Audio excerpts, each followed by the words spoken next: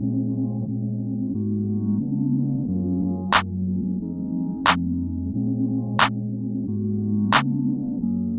me los bendiga, familia. Dios los bendiga grandemente a todos. Qué bueno que están con nosotros. Vamos a leer el capítulo número 4. Vamos a entrar a la discusión, hermano. Así que acompáñenme. Efesios capítulo número 4. Vamos a comenzar en esta noche para poder discutir lo que dice la palabra del Señor. Por lo tanto, yo, prisionero por servir al Señor, les suplico que lleven una vida digna del llamado que han recibido de Dios, porque en verdad han sido llamados. Sean siempre humildes y amables, sean pacientes unos con los otros y tolérense las faltas por amor. Hagan todo, pero todo lo posible por mantenerse unidos en el Espíritu y enlazados mediante la paz. Pues hay un solo cuerpo y un solo Espíritu, tal como ustedes fueron llamados a una misma esperanza gloriosa para el futuro. Hay un solo Señor, una sola fe y un solo bautismo. Un solo Dios y Padre de todos, quien está sobre todos, en todos y vive por medio de todos. No obstante, Él nos ha dado a cada uno de nosotros un don especial mediante la generosidad de Cristo. Por eso las Escrituras dicen: cuando ascendió a las alturas se llevó a una multitud de cautivos y dio dones a su pueblo. Fíjense que dice ascendió. Sin duda eso significa que también descendió a este mundo inferior y el que descendió es el mismo que ascendió por encima de todos los cielos a fin de llenar la totalidad del universo con su presencia. Ahora bien, Cristo dio los siguientes dones a la iglesia: los apóstoles, los profetas, los evangelistas y los pastores y los maestros. Ellos tienen la responsabilidad de preparar al pueblo de Dios para que lleve a cabo la obra de Dios y edifique la iglesia, es decir, el cuerpo de Cristo. Ese proceso continuará hasta que todos alcancemos tal unidad en nuestra fe y conocimiento del Hijo de Dios, que seamos maduros en el Señor, es decir, hasta que lleguemos a la plena y completa medida de Cristo. Entonces ya no seremos inmaduros como los niños, no seremos arrastrados de un lado a otro ni empujados por cualquier corriente de nuevas enseñanzas. No nos dejaremos llevar por personas que intenten engañarnos con mentiras tan hábiles que parezcan la verdad. En cambio, hablaremos la verdad con amor y así creceremos en todo sentido hasta parecernos más y más a Cristo, quien es la cabeza de su cuerpo, que es la iglesia. Él hace que todo el cuerpo encaje perfectamente y cada parte, al cumplir con su función específica, ayuda a que las demás se desarrollen y entonces todo el cuerpo crece y está sano y lleno de amor. Con la autoridad del Señor les digo lo siguiente: ya no vivan como los que no conocen a Dios, porque ellos están irremediablemente confundidos. Tienen la mente llena de oscuridad, vagan lejos de la vida que Dios ofrece, porque cerraron la mente y endurecieron el corazón hacia Él. Han perdido la vergüenza, viven para los placeres sensuales y practican con gusto toda clase de impureza. Pero eso no es lo que ustedes aprendieron acerca de Cristo, ya que han oído sobre Jesús y han conocido la verdad que procede de Él. Desháganse de su vieja naturaleza pecaminosa y de su antigua manera de vivir, que está corrompida por la sensualidad y el engaño. En cambio, dejen que el Espíritu les renueve los pensamientos y las actitudes. Pónganse la nueva naturaleza creada para ser a la semejanza de Dios, quien es verdaderamente justo y santo. Así que dejen de decir mentiras, digamos siempre la verdad a todos, porque nosotros somos miembros de un mismo cuerpo. Además, no pequen al dejar que el enojo los controle. No permitan que el sol se ponga mientras siguen enojados, porque el enojo da lugar al diablo. Si eres ladrón, deja de robar. En cambio, usa tus manos en un buen trabajo digno y luego comparte generosamente con los que tienen necesidad. No empleen un lenguaje grosero ni ofensivo. Que todo lo que digan sea bueno y útil, a fin de que sus palabras resulten de estímulo para quien las oigan. No entristezcan al Espíritu de Dios con la forma en que viven. Recuerden que Él los identificó como suyos y así les ha garantizado que serán salvos en el día de la redención. Líbrense de toda amargura, de toda furia, enojo, palabras ásperas, calumnias y de toda clase de mala conducta. Por el contrario, sean amables unos con los otros, sean de buen corazón y perdónense unos a los otros, tal como Dios los ha perdonado a ustedes por medio de Jesucristo. A mis hermanos que están en medio de la transmisión, le pedimos en este momento que nos regalen un minuto para tener una palabra de oración y comenzar, discúlpeme, la discusión de esta mañana acerca del capítulo número 4 del libro de los Efesios. Señor, te bendecimos, te adoramos y te damos toda gloria y toda honra, pues tú mereces toda gloria en los cielos, en la tierra y debajo de la tierra. Toda la creación junta te bendice. Y aún, Señor, en medio de esta pandemia y de esta situación que está atravesando el mundo entero, nuestros labios no dejarán de honrarte y de bendecirte, pues tú eres el Dios de la cueva, como eres el Dios del campo, como eres el Dios de la salud, como eres mi Dios aún en la enfermedad, eres mi Dios en la abundancia y eres mi Dios en la escasez. Y dijo el salmista David que aunque hiciera mi morada en el estrado del Seol, allí tú irás a buscarme y a recogerme, porque tú eres mi Dios desde la fundación del mundo y desde antes, desde el vientre de mi madre, ya tú me conocías, Señor. Yo te pido en esta hora que tú bendigas a cada uno de mis hermanos con esta paz que sobrepasa todo entendimiento y que podamos sumergirnos en tu palabra para conocer tus misterios y cada día, Señor, cada día ser llenos un poco más de ti. Bendícenos en esta hora, Señor. Te damos gloria y honra porque solamente tú lo mereces. En el nombre del Padre, del Hijo y del Espíritu Santo. Amén y amén.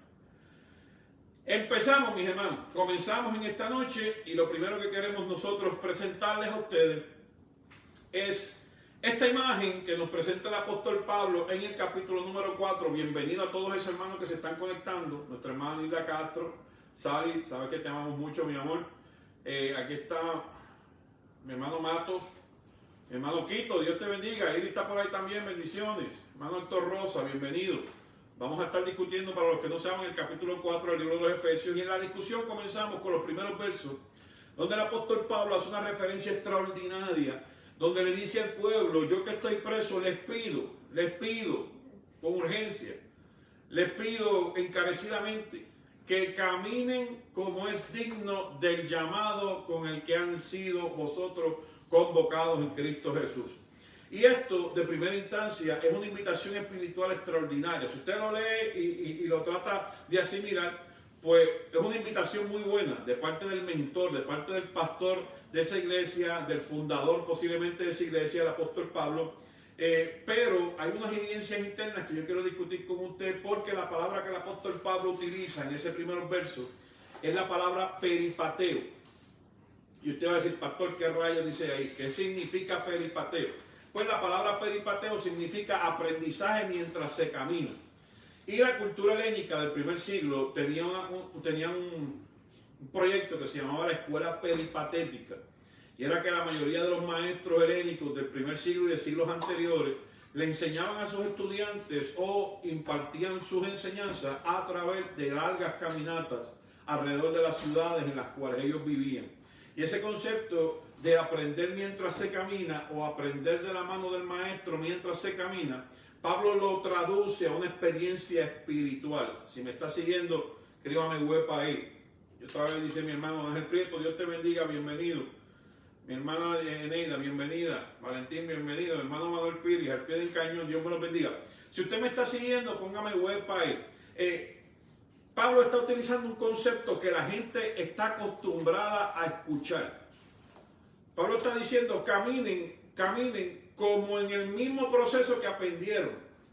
Caminen como si fuera la enseñanza primaria que recibieron, porque Jesucristo es el maestro principal, es el autor de esta gracia. Pero no solamente Jesucristo, ustedes caminaron conmigo, dice el apóstol Pablo, y en el tiempo que yo estuve entre vosotros, hicimos todo lo posible por caminar en la dignidad, como es digno del llamado de la vocación de Dios. Por lo tanto, yo los quiero exhortar a que ustedes no caminen como camina este mundo, que caminen como les fue enseñado. Y en ese concepto, esta percepción de la escuela peripatética, el apóstol Pablo lo que está queriendo decir al pueblo o a sus discípulos en este momento es tiempo de que ustedes demuestren lo que aprendieron en el caminar de la fe. Mientras caminaban conmigo, yo quiero que ahora ustedes demuestren cuáles fueron las cosas que se aprendieron y que no solamente las sepan, porque saberlas no provoca nada, es que ahora sean ustedes los provocadores de ese camino. Que sean ustedes ahora los que se lo enseñan a otros y lo modelan. Porque el maestro que enseña durante el camino es aquel que modela y sus discípulos lo ven hacerlo, lo hacen con ellos y luego después lo hacen. Y ese es el modelo de Jesucristo. Si usted mira las Sagradas Escrituras desde el principio de los Evangelios, Jesús tiene un modelo o un andamiaje de discipulado bien interesante. El primero es, mírame cómo lo hago. Si tú buscas las Escrituras y te sientas con respeto a leerlas y haces el análisis, te das cuenta que esos primeros días, esos primeros meses, esos primeros años del ministerio de Jesús, fue Él haciendo milagros y los discípulos eran espectadores de esos milagros. Si usted va un poquito más adelante, en medio de ese proceso, se va a dar cuenta que ya Jesús estaba en el proceso de hagámoslo juntos. ¿Verdad? Al principio era, mírame cómo yo lo hago. Lo próximo es, hagámoslo juntos. Jesús multiplicó los panes y los peces, pero se lo entregó en las manos a los discípulos para que ellos repartieran el alimento espiritual a aquella gran comunidad que tenía una necesidad extraordinaria en medio de aquel sermón que el Señor estaba predicándole a su generación. Y por último, Jesús los envió de 2 en 2 para que fueran y predicaran y fueran por las aldeas y predicaran el mensaje, expulsaran demonios, devolvieran la vista a los ciegos. El Señor los encomendó y los envió. Usted se da cuenta que en el cristianismo del primer siglo hay esa metodología cristiana o esa metodología que se desprende del ministerio, de la mentoría de Jesucristo, de la enseñanza, el discipulado, que comienza tú como líder enseñándolo, tú como líder provocando que otros lo hagan y tú como líder echándote hacia atrás para que el estudiante también se convierta en un maestro y tú lo puedas discipular de manera tal que cuando tú no estés, el estudiante como maestro funcione igual o mejor de lo que tú le has enseñado. Esa es la visión principal que el apóstol Pablo está intentando reclamar en el capítulo número 4, los primeros versos 1, 2 y 3, de lo que se conoce como la visión peripatética o la escuela peripatética. Es tiempo de que ustedes caminen como maestros y no como estudiantes. Yo estuve entre ustedes y ustedes me escucharon predicar. Yo estuve entre ustedes y ustedes me vieron orar por la gente, ustedes me vieron sanar enfermos. Ahora que yo no estoy, yo espero que ustedes caminen como maestros y no como estudiantes. Y usted se va a dar cuenta de esto. ¿Por qué? Porque en cierto momento, más adelante en este capítulo, nos vamos a dar cuenta que de una manera pedagógica, el apóstol Pablo encajona o encierra en listas las cosas que le exige al pueblo que haga y las cosas que le exige a este pueblo que transformen o que cambien. Y a esos haberes nosotros nos vamos a dar cuenta que en estos primeros versos el apóstol Pablo está tratando de corregir situaciones que pasan en el primer siglo en la iglesia.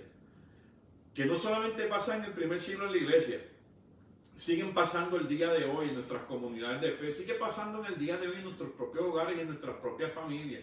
Y en estos primeros versos, déjeme buscarlo aquí para darle la esencia completa. En esos primeros versos, yo estaría diciendo desde el verso número 1, básicamente como hasta el verso número 5, número 6, exactamente, como hasta el verso 4, el apóstol Pablo lo que le está pidiendo a la iglesia que se reúne en Éfeso es que, ya que él no puede estar presente, es necesario que ellos asuman un rol de líderes. Yo quisiera estar entre vosotros, pero estoy preso. Y estoy preso por la causa de Cristo. Y si estoy preso por la causa de Cristo, significa que mis prisiones representan propósito de Dios. Para algo Dios me tiene aquí. Y si Dios me tiene aquí por un propósito y no me permite ir donde ustedes, significa que ha llegado el tiempo de que la madurez espiritual de ustedes sea manifiesta a los efesios y que la gente crezca en la fe, no por lo que yo dije, sino por vuestro testimonio, porque no estando yo presente, ya el estudiante es responsable de convertirse en maestro. En pocas palabras, el apóstol Pablo está invitando a este grupo de hermanos. Necesito, mis amados hermanos, que ante la inminente ausencia por mis prisiones, que ustedes tomen la batuta, que respondan al llamado con compromiso y con lealtad y que comiencen a caminar como es digno del llamado con el que han sido ustedes convocados. No menos. En el capítulo número 4, que a la iglesia no le gusta este texto, lo digo con respeto, porque exige los más altos estándares espirituales de convivencia dentro de la iglesia y fuera de ella. Entonces nosotros estamos en una generación que no quiere exigir los altos estándares morales del espíritu, hermano. Nosotros estamos en una generación que le quiere decir al mundo, no importa si aquí en la iglesia ya nosotros no tenemos estándares. Ahora usted puede venir vestido como le dé la gana, usted puede hacer lo que le dé la gana, usted no se preocupe, si aquí lo que nosotros predicamos es gracia nada más. Aquí no hay ningún estándar.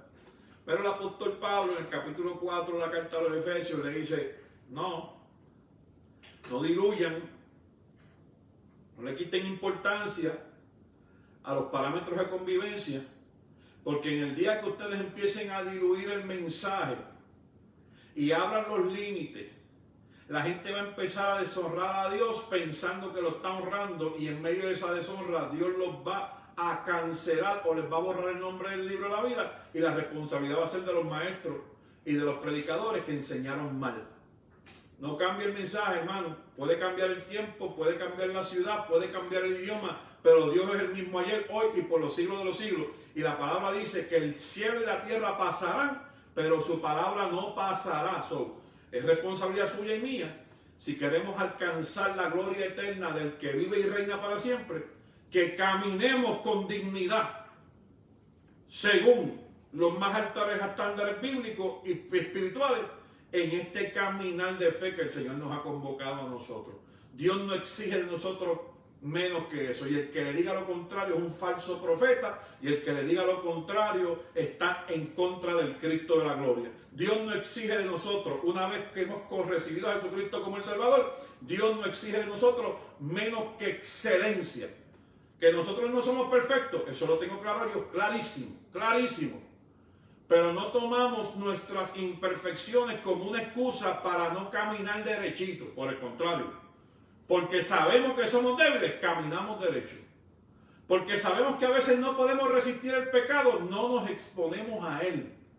Como sabemos que en ocasiones nuestra carne es más débil de la fortaleza que tiene nuestro espíritu, nosotros andamos fortaleciendo el espíritu y no dando el espacio a la carne para que se manifieste. Y el apóstol Pablo va a traer unos cuantos contextos aquí, que yo sé que a la gente no le gusta mucho, pero es la palabra de Dios, y ustedes me pidieron que discutiera el libro de los Efesios.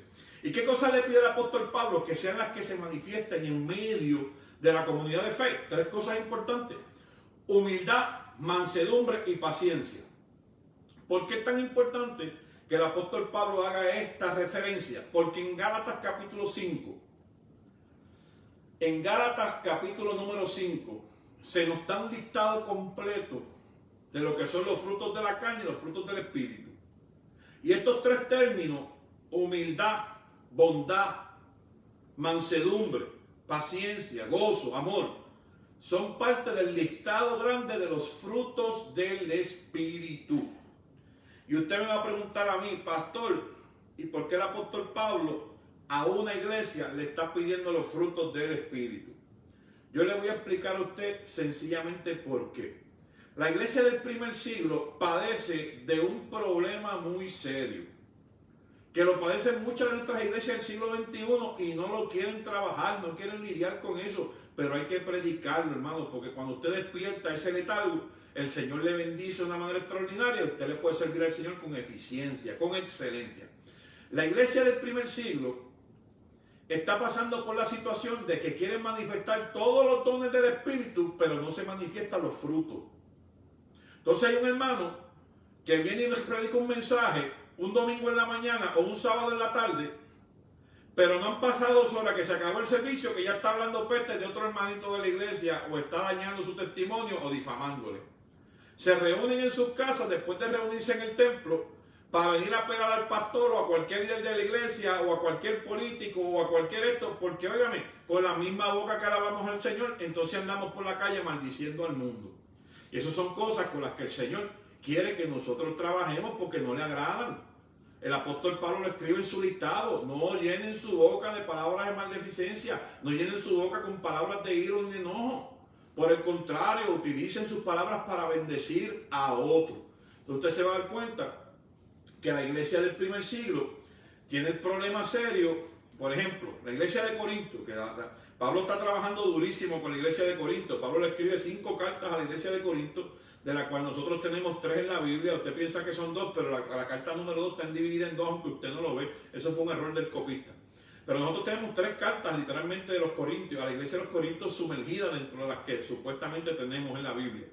Y en esa carta usted se va a dar cuenta que los problemas serios de la iglesia que nace en el contexto helénico, o sea, estas iglesias de Asia Menor, Grecia y Roma, no tienen una percepción de la sexualidad y la moralidad sexual como la tenían los judíos. Los judíos no pueden transar, no pueden transar. Y digo esto con respeto porque la palabra lo dice. La palabra de Dios dice, hermano, usted que me está escuchando, la palabra de Dios dice, maldito el hombre que se echa en cama con otro hombre. Pero cuando usted traduce eso literalmente, Dios lo que está repudiando no es que 2 personas duerman en una misma habitación y sean varones. Usted sabe que lo que está hablando es que tengan relaciones íntimas. Un hombre con un hombre, una mujer con una mujer. Dios eso no le agrada, lo dice la palabra de Dios, no lo digo yo. Y yo no puedo suavizar la palabra de Dios para agradarle a nadie, porque entonces le voy a desagradar a Dios. Entonces, ¿qué sucede? Los judíos no pueden lidiar con esa situación porque desde los fundamentos principales esto es una abominación a Jehová. El hombre que se meta con un animal es una abominación a Jehová. El hombre que se meta con otro es una abominación a Jehová. Hermano, desde las Sagradas Escrituras, desde el principio de los tiempos, la terminología es la siguiente. Por eso es que a Dios no le gusta que el hombre toque animales. Es una asquerosidad, es una aberración. La palabra dice que después de que Dios creó al hombre, le pasó a todos los animales por delante para que Adán los nombrara. Y después de que Adán los nombró a todos, Dios se dio cuenta que no halló entre ellos ayuda idónea para él. ¿Usted sabe lo que está diciendo el texto bíblico? Que ninguno de los animales sirve para procrear la humanidad. Entonces el Señor dijo, no es bueno que el hombre esté solo. Y le puso al hombre a dormir y de la costilla del hombre hizo una mujer. Y entonces halló ayuda perfecta, idónea para el hombre. Se complementan, hay una simbiosis. El hombre sin la mujer no puede vivir, la mujer sin el hombre no puede vivir. Y la palabra dice que el hombre dejará al hombre a su padre y a su madre y se unirá a su mujer y serán uno. En la Biblia no dice otra cosa, hermano, y el que le quiera decir otra cosa usted es un mentiroso. ¿Que Jesucristo abre las puertas? Pues claro que abre, porque Jesucristo perdona el mundo entero, no importa el pecado. Pero usted no me puede decir a mí que usted viene a los pies de Cristo siendo un homosexual, se convierte y mañana viene a meterse en una cama con otro hombre siendo un varón. De la misma manera que si usted me dice a mí que usted es un adicto y usted sale de la iglesia y usted le entregó su vida a Jesucristo, no puede andar metiéndose en puntos a meterse droga. Pues esa es la realidad. Esos son los parámetros, hermanos, aunque uno quiera pelear contra ellos, esos son los límites de Dios y yo no puedo cambiar la palabra de Dios. Pastor, que nosotros amamos a la gente que son homosexuales, pues claro que los amamos. Nosotros no tenemos ningún problema con eso, no hay ninguna discusión. Jesucristo nos dijo que amáramos hasta a nuestros enemigos y muchas veces esas personas de la que te estoy hablando es un tío tuyo, es un hermano tuyo, es un pariente tuyo, es un amigo tuyo. ¿Cómo no te voy a decir que no la ames? Si de por sí ya hay una línea de consanguinidad. Pero ese no es el término de nosotros. El problema de nosotros no es amarlo. El problema de nosotros es que la palabra de Dios nos enseña que si no cambian sus malos caminos no heredarán el reino de los cielos. ¿Y qué usted quiere? ¿Que su familia se pierda? ¿Que la gente que usted ama se pierda? El problema de la iglesia no es odiar. Nosotros no hemos sido llamados a odiar a nadie. Por el contrario, Jesucristo nos pide, para que seamos buenos testigos fieles de Él, que amemos hasta nuestros enemigos. Y porque una persona sea homosexual no es mi enemigo. Porque una persona sea un adicto no es mi enemigo. Porque una persona sea un asesino no es mi enemigo. Porque una persona sea un mentiroso no es mi enemigo. Hay gente que se convierte en tu enemigo porque tienen situaciones personales. Pero hasta eso Dios te manda a amarlos. Hasta esos que te ofenden, te dice que le des la otra mejilla, que si te piden la camisa le entregues la capa, y que si te piden que caminen una milla por ellos, que caminen dos, que des la milla extra, dice el Señor, por esa gente. Pero esos son los altos estándares morales que le está exigiendo Dios a su pueblo, que no los podemos diluir, hermano. El que los quiera diluir se tendrá que bregar con el Señor. Pero yo como pastor no lo puedo hacer jamás de la vida. Tenemos que predicar la palabra como la palabra está, sin añadirle ni una coma, ni una jota, ni sin restársela tampoco. Y yo le dije a usted aquí, discutiendo hace unos días atrás en Apocalipsis, discutiendo Apocalipsis, lo llevé a Mateo capítulo 5, verso 17 en adelante, donde Jesús le dice a sus discípulos, ustedes están equivocando. Ustedes me están escuchando a mí predicar este sermón, de que yo les he dicho a ustedes, oíste que fue dicho ojo por ojo, diente por diente, mas yo os digo ahora que tenemos que amar a nuestros enemigos. Y le dijo a los discípulos de él, ustedes se están equivocando conmigo. Capítulo 5, verso 17 de Mateo. Ustedes se creen que yo vine aquí a cancelar la ley de Dios, y por ninguna manera. Yo vine a cumplirla completita, y hasta que no pase los cielos y la tierra, esta palabra no se va a cancelar. Léalo. Ese es Jesucristo hablando. Pero entonces, ¿qué sucede? Cuando el pueblo no lee la Escritura, se para un ministro, se para un falso profeta, un falso maestro de un altar, a decir que lo bueno es malo y lo malo es bueno, y si el pueblo no lee la Escritura o no está enseñado en la doctrina, en la sana doctrina, levantan las manos y gritan aleluya. Un pueblo que no predica la palabra, un pueblo que no tiene un encuentro con el Espíritu y que su fe depende de los labios de un hombre, pues cada vez que se dice un disparate de esto, pues la gente levanta las manos y dice gloria a Dios, y vamos a ofrendar porque el hombre es de Dios, porque dijo algo que me gusta. Pues ya usted sabe cómo es esto. El problema que tiene la iglesia del primer siglo, para seguir con ustedes, el problema que tiene la iglesia del primer siglo es que ellos anhelan los frutos, los dones del Espíritu, pero no quieren practicar los frutos. Entonces esta iglesia del primer siglo, que tiene un problema serio con la inmoralidad sexual, porque los helénicos, a los griegos, no les molesta acostarse hombre con hombre y mujer con mujer, eso no es un problema para ellos. Pero Pablo sabe que espiritualmente eso es un atropello del Espíritu, que eso no le agrada a Dios. En la iglesia de Corinto, Pablo tiene que resolver unos problemas mayores, porque en la iglesia de Corinto están cometiendo unas actividades hasta incestuosas de parte de líderes de la iglesia. El apóstol Pablo dice, mira, aquí hay gente que está adorando el domingo por la mañana, está hablando lengua, está cantando coritos, están hablando profecía, y entonces por la tarde se están acostando con sus madres o con sus madrastras o con sus padrastros o con un hermano o con una prima, y eso es abominación ante los ojos del Señor. Entonces, claro, hay unas grandes dificultades en el primer siglo, en esta iglesia que nace en otra cultura, que ellos no tienen los mismos conceptos de la palabra de Dios, que no la entienden. ¿Me está entendiendo, mi hermano? Que no la entienden, gente que no está entendiendo esto, gente que no está comprendiendo lo que está recibiendo el mensaje de Jesucristo, pero no lo está entendiendo como que tiene que transformar su cultura. Por eso el apóstol Pablo, cuando le escribe a la iglesia en Roma, que sabe los problemas serios que tiene, le escribe en el capítulo 12, los versos 1 y 2, no os conforméis a este siglo, sino transformaos por medio de vuestro entendimiento, porque ese es vuestro culto racional a Dios. En pocas palabras, Pablo les dice, si ustedes vinieron a los pies de Cristo, ustedes no pueden estar haciéndole caso a lo que esta generación dice, a lo que este siglo dice. Ustedes se tienen que transformar en su entendimiento, porque cuando ustedes se transformen de la mente y se den cuenta que lo que Dios está exigiendo está en contra de lo que este mundo pide y premia, entonces ustedes van a estar dando el culto más extraordinario al Dios de la gloria. Romanos 1, Romanos 12, los versos 1 y 2, se los regalé, la exégesis de esa se la regalé. Entonces el apóstol Pablo en estos primeros versos le está exigiendo a la iglesia que se comiencen a manifestar los frutos del Espíritu. Yo necesito que entre ustedes haya humildad. Porque usted se da cuenta, el Salmo 138, verso 6. ¿Qué dice la palabra? Que Dios atiende al humilde, más al altivo, ¿qué hace? Lo mira de lejos. ¿Qué dice Mateo 23, 12? Que Jesús dijo que el que se humilla a sí mismo será enaltecido, pero el que se enaltezca será humillado. En pocas palabras, el apóstol Pablo está diciendo, yo necesito que entre vosotros se comiencen a manifestar los frutos del Espíritu. ¿Y cuál es la única forma de que los frutos del Espíritu se manifiesten? Esa pregunta es interesante, bien sencilla de contestar, pero que la iglesia no quiere tocar ni con un palo largo. La única manera de que los frutos del Espíritu se manifiesten en la vida del creyente es que el creyente sea bautizado con el fuego del Espíritu. Cuando el creyente es bautizado por el fuego del Espíritu, usted no tiene que tener problema ninguno, porque entonces lo que va a operar en la vida del creyente son los frutos. Los dones no hacen falta todo el tiempo, hermano. ¿O usted se cree que usted se acuesta a dormir todo el tiempo hablando en lengua? ¿O usted cree que usted se sienta en una mesa a comer con su familia en un restaurante y usted necesita en ese momento ajodillarse a orar y no comerse la comida que está allí? Mire, entiéndame lo que estoy diciendo. Yo creo en los dones del Espíritu, los experimento, creo en ellos, le doy la gloria a Dios porque los podemos practicar. Le doy la gloria a Dios por eso.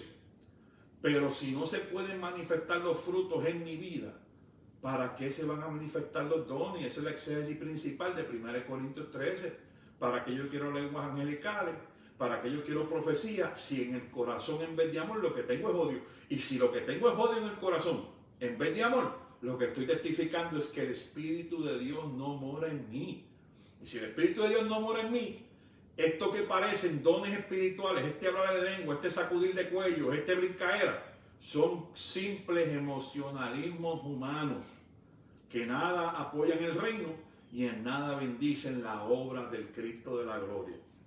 El apóstol Pablo nuevamente le está exigiendo a su iglesia en Éfeso: vamos a mostrar los frutos. Para mostrar los frutos, vamos a dejar que se manifieste el Espíritu de Dios. Y al finalizar este verso número 3 les dice, porque es importante que nosotros entendamos que para que esto sea manifestado tenemos que lograr el vínculo de la paz. Y esto es una palabra extraordinaria, porque para el judío que está escribiendo, porque Pablo es un judío naciente, de nacimiento, que ha tratado de convertirse al cristianismo y que ha luchado con toda la ley, toda la vida ha luchado con la ley, y que está tratando de transformar su mente porque sus preceptos legales necesitan ser radicalmente transformados por la presencia del Espíritu de Dios, para que cuando el Espíritu se encuentre con la religión, no gane la religión, sino que domine el Espíritu. El apóstol Pablo les dice: mira, es que para esto tiene que haber paz. El concepto en griego es Irene, es un nombre extraordinario que se le ponen a las muchachitas en el día. Bueno, ya esta generación no usan ese nombre, pero un nombre precioso, Irene. Irene es el nombre griego, la palabra griega para paz. Ahora, el sustituto de esta paz, de esta palabra paz, para el judío que le escribe al griego, se pierde mucho. Porque el judío le escribe Irene, pero está tratando de pensar en el shalom, porque el judío cree que el shalom es la paz de Dios. Y es una paz completamente diferente a la que nosotros entendemos, porque nosotros pensamos, por ejemplo, que vivimos un contexto de paz porque no hay guerra. Nosotros decimos, no, si aquí en los Estados Unidos, en las comunidades en las que nosotros vivimos, estamos en paz porque no hay guerra. Pero la paz que habla las Escrituras no es ausencia de conflicto. La paz que habla las Escrituras es especialmente esa que se manifiesta aún en medio del conflicto. Que no importa que haya guerra o que haya paz, usted está en serenidad. Que no importa que haya escasez o haya abundancia, usted está en serenidad. Que no importa que haya dicho usted que usted tiene un diagnóstico adverso o que usted esté en salud, usted como quiera anda en serenidad, porque el shalom, la cobertura, la provisión de Dios, la paz de Dios, tranquiliza las ansias del ser humano, tranquiliza los afanes del ser humano. El apóstol Pablo dice, esta iglesia va a manifestar los frutos del Espíritu cuando entiendan el vínculo de la paz. Cuando entiendan cómo la paz une las cosas, cómo vivir en paz pone todas las cosas en orden.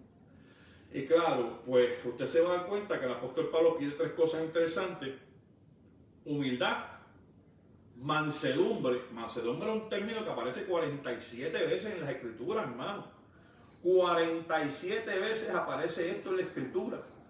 Y es uno de los frutos del Espíritu también que aparece en el capítulo número 5 de Gálatas. Y hay una fraseología cristiana que sale en el Salmo 198. Y digo esto bromeando, los salmos lo que tienen son 150. Pero el Salmo 198, esta frase le encanta a mi hermana Nilsa. Manso pero no menso. La Nilsa tiene que estar montada la risa. Yo faldo Puerto Rico. Porque ay, no soporto eso. Pero es la verdad, mis hermanos. Pasa esto, que a veces la gente piensa que eso está en la Biblia, y eso no está en la Biblia nada, hermano. Eso no está en las Escrituras. Eso de manso pero no menso, eso no está en la palabra de Dios. Pero sí lo que está en la palabra de Dios es que nosotros debemos vivir con mansedumbre. Y la mansedumbre es la experiencia de aquel que, teniendo todas, pero todas las excusas para levantar la mano a pelear, baja la mano y decide por la paz. La mansedumbre es aquella persona que tiene todos los recursos para ir al ataque, a la ofensiva, y teniéndolos todos reconoce que no es el camino de Dios y opta por la paz. Y mire, hermano, está puesta la risa mi hermana Nilsa. Yo les voy a compartir esto con serenidad y con mucho amor pastoral. Pero esto es una de las cosas que nos ataca mucho a nosotros, los cristianos latinoamericanos. Yo no sé lo que nos pasa a nosotros, Pero yo creo, cara, tú me buscas el conejito que yo no sé qué nos pasa a nosotros los cristianos. Yo no sé si desde el Caribe, de Latinoamérica, yo no sé si es la temperatura del sol o la temperatura del ambiente, pero que mire que nosotros tenemos la sangre caliente para cualquier cosa. Y una de las cosas que más difícil se nos hace es, teniendo toda la razón, optar por la paz. Y porque muchas veces es importante que nosotros entendamos que tener la paz no es tener la razón no es el camino a la victoria. Tener la paz sí. Porque usted con la razón puede herir a su marido o a su esposa y estar 3 días sin hablarle.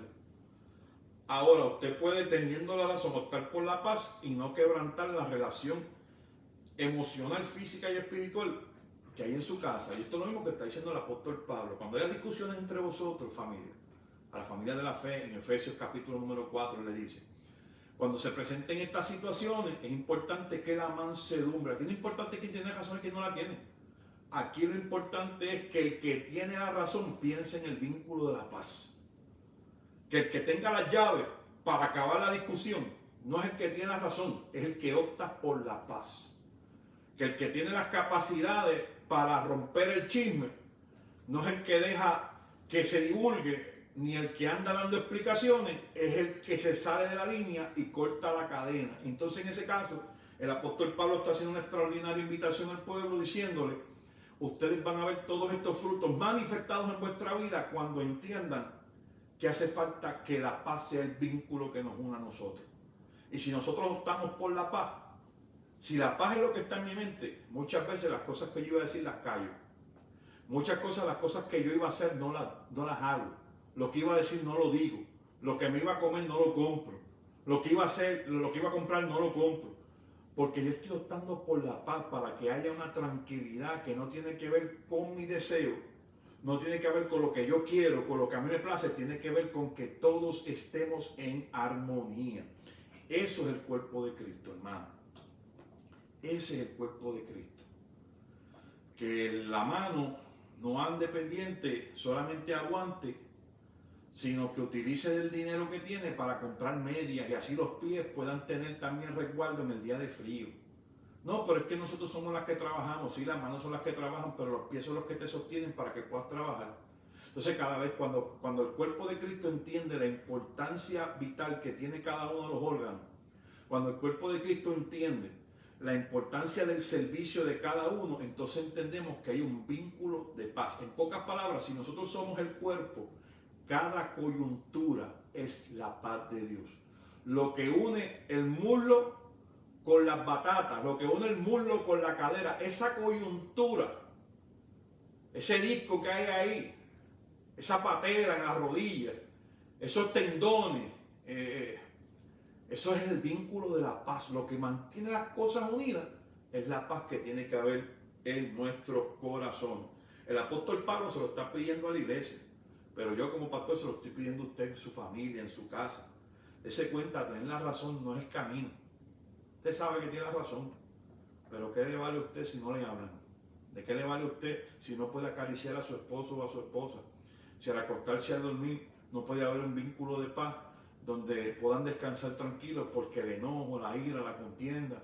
Eso es el apóstol Pablo. Hay cosas que a usted no le va a gustar, moléstese, no hay problema, pero que el sol no se ponga sobre vuestro enojo, porque entonces usted habrá roto con el vínculo de la paz y lo que está creando es una grieta. Cuando el enojo comienza a hacer espacio dentro del corazón, empieza a empujar afuera el amor.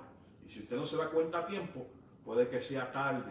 Y cuando usted se da cuenta, ya el amor está en la esquina de la cama, lo que necesita es un soplo para que se caiga por completo y entonces ya no está dentro de la habitación. ¿Usted entendió lo que le dije, verdad? Podemos seguir para que no me vayan. Yo sé que usted me está mirando mal desde su casa, pero como yo no lo veo aquí, sigo predicando, ¿verdad? Cara que tú crees. ¿Sigo? Sigue. Sigo. Porque ellos me están mirando mal, pero yo no los veo desde aquí. Seguimos, mis hermanos. En los versos 5 al 10, el apóstol Pablo dice lo siguiente, porque hay unas grandes problemáticas dentro del pueblo. Y usted lo va a ver, no en la carta a los Efesios, porque la carta a los Efesios es una carta bien espiritual, pero usted va a ver esta misma problemática en otras iglesias. Corinto es una iglesia bien problemática, Gálatas es una iglesia bien problemática, la iglesia en Tesalónica es una iglesia que está dando problemas, Y entonces el apóstol Pablo, para tratar de que estos problemas no entren dentro de las iglesias que están dando buen testimonio, como quiera le suelta su pullita, para que ellos estén apercibidos de que estas situaciones también se pueden presentar en medio de la comunidad de fe y para que ellos estén apercibidos. Por ejemplo, en la carta a los Corintios, el apóstol Pablo le molesta muchísimo, pero muchísimo, que la gente comience a referirse entre unos y otros como que yo fui bautizado por Cristo, que yo fui bautizado por Pablo, que yo fui bautizado por Silas, que si yo soy de ti. Y Pablo dijo, ¿qué pasa a ustedes si aquel que bautiza es Cristo? Yo creo que yo voy a tener que virar para atrás para bautizarlos a todos, porque ustedes se bautizaron, y si ya están estas peleas entre ustedes, es porque no hubo un bautismo real. Es porque lo que hicieron fue meterse a las aguas y salir de ellas. Entonces el apóstol Pablo tiene que resolver estas cosas, porque él dice, espérate, pero si es que estamos predicando al mismo Señor, que es Jesucristo. Estamos predicando la misma fe, que es que Cristo es el Señor el Señor de señores, es el Rey de reyes y el Salvador de la humanidad, y estamos predicando que hay un solo bautismo, que es para el perdón de los pecados.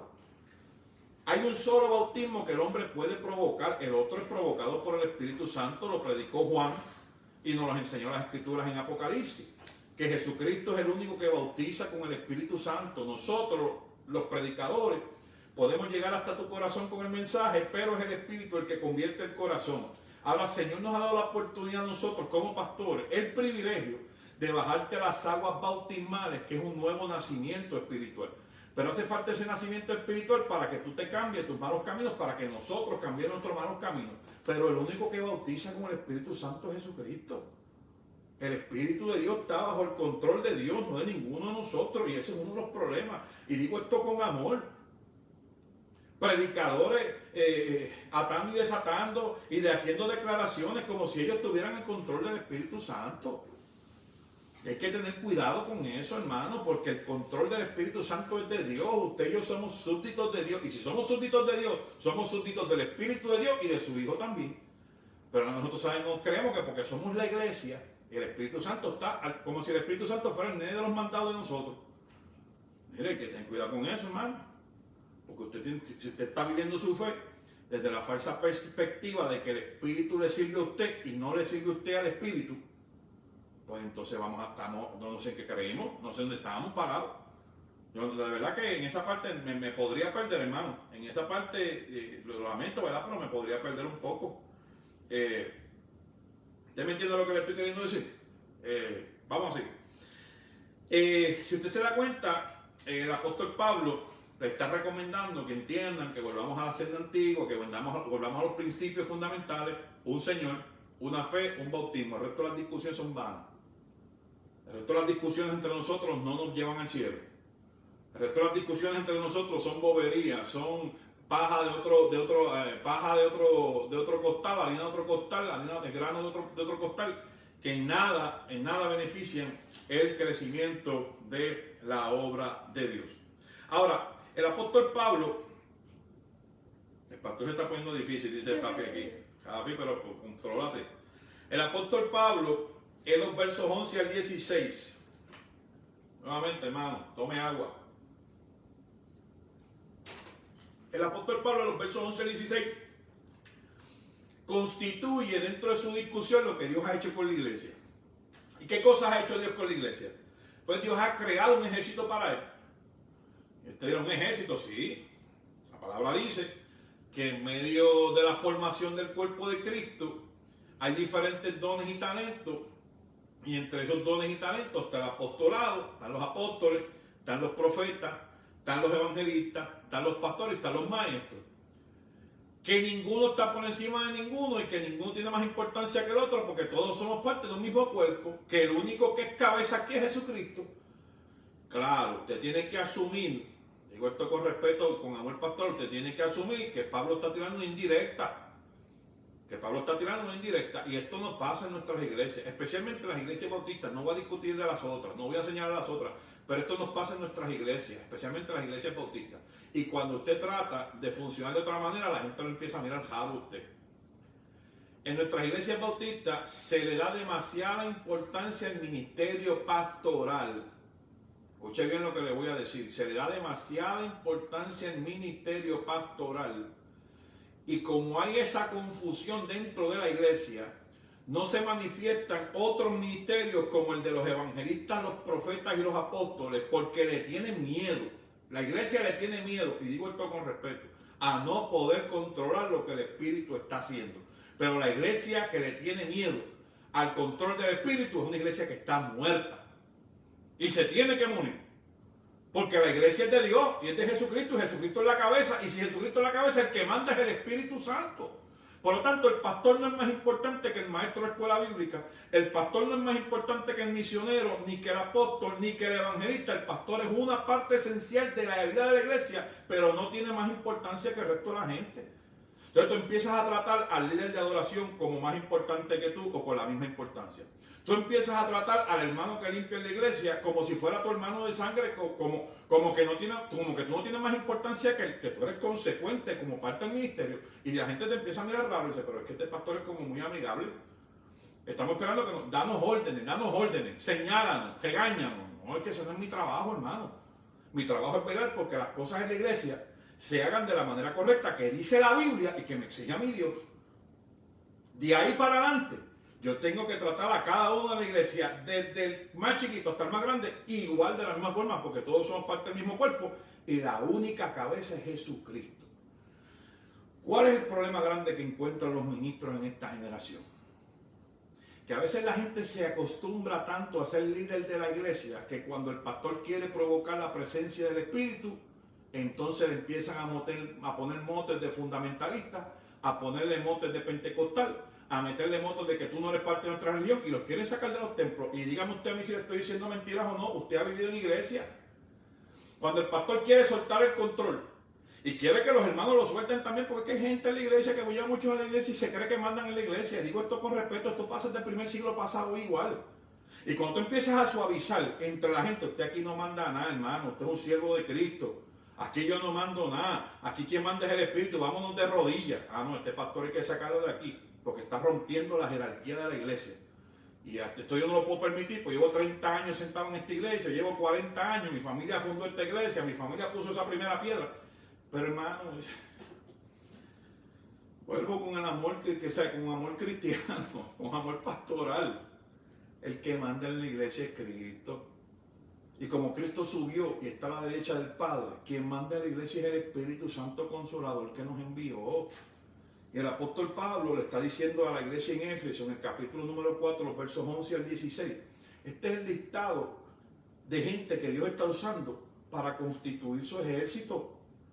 Pero el problema del primer siglo es la ponderancia que hay sobre los apóstoles. Si un apóstol dice algo, todo el mundo se tiene que callar. Y entonces las comunidades de Asia Menor están recibiendo visitas de los discípulos de los apóstoles de Jacobo, de Santiago y de Juan. Usted lo va a ver en Gálatas. La carta a Gálatas lo zumba completo. La carta a Corinto lo zumba completo. Y el problema es que los disidentes de Jerusalén, la segunda generación de los apóstoles, llega hasta las comunidades griegas y le dice a esta gente, si no se circuncidan y si siguen comiendo puercos, se van a ir para el infierno y Jesucristo no los quiere.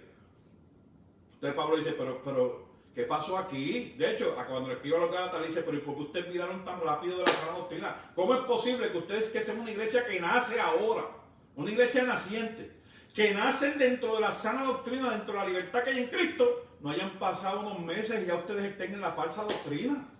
El apóstol Pablo se queda atónito o perplejo y le escribe a los Gálatas en ese capítulo 1 unas palabras que no aparecen en la Biblia de la manera en la que la escribió, pero se traducen como Gálatas insensatos, hermano. Si usted ve la traducción natural, no. Se diría, wow, Pablo estaba loco cuando le escribió a esa gente. Le escribió fuerte, le escribió duro, le tiró por la goma. ¿Por qué? Porque el apóstol Pablo quiere enfatizar que porque él es un apóstol no significa que él es la última autoridad de la iglesia. La última autoridad de la iglesia es Jesucristo. Pero de la misma manera en la que él se autoproclama que no es la última autoridad de la iglesia, le dice a los maestros y a los líderes de estas comunidades que se quieren entronar a sí mismos, agarren los caballos, no contriste al espíritu, cuando el espíritu habla, déjelo fluir. Pero que fluya de verdad, no con un sensacionalismo. Por eso es que Pablo le escribe a la iglesia de Corinto, y esto a usted le va a hacer mucho sentido.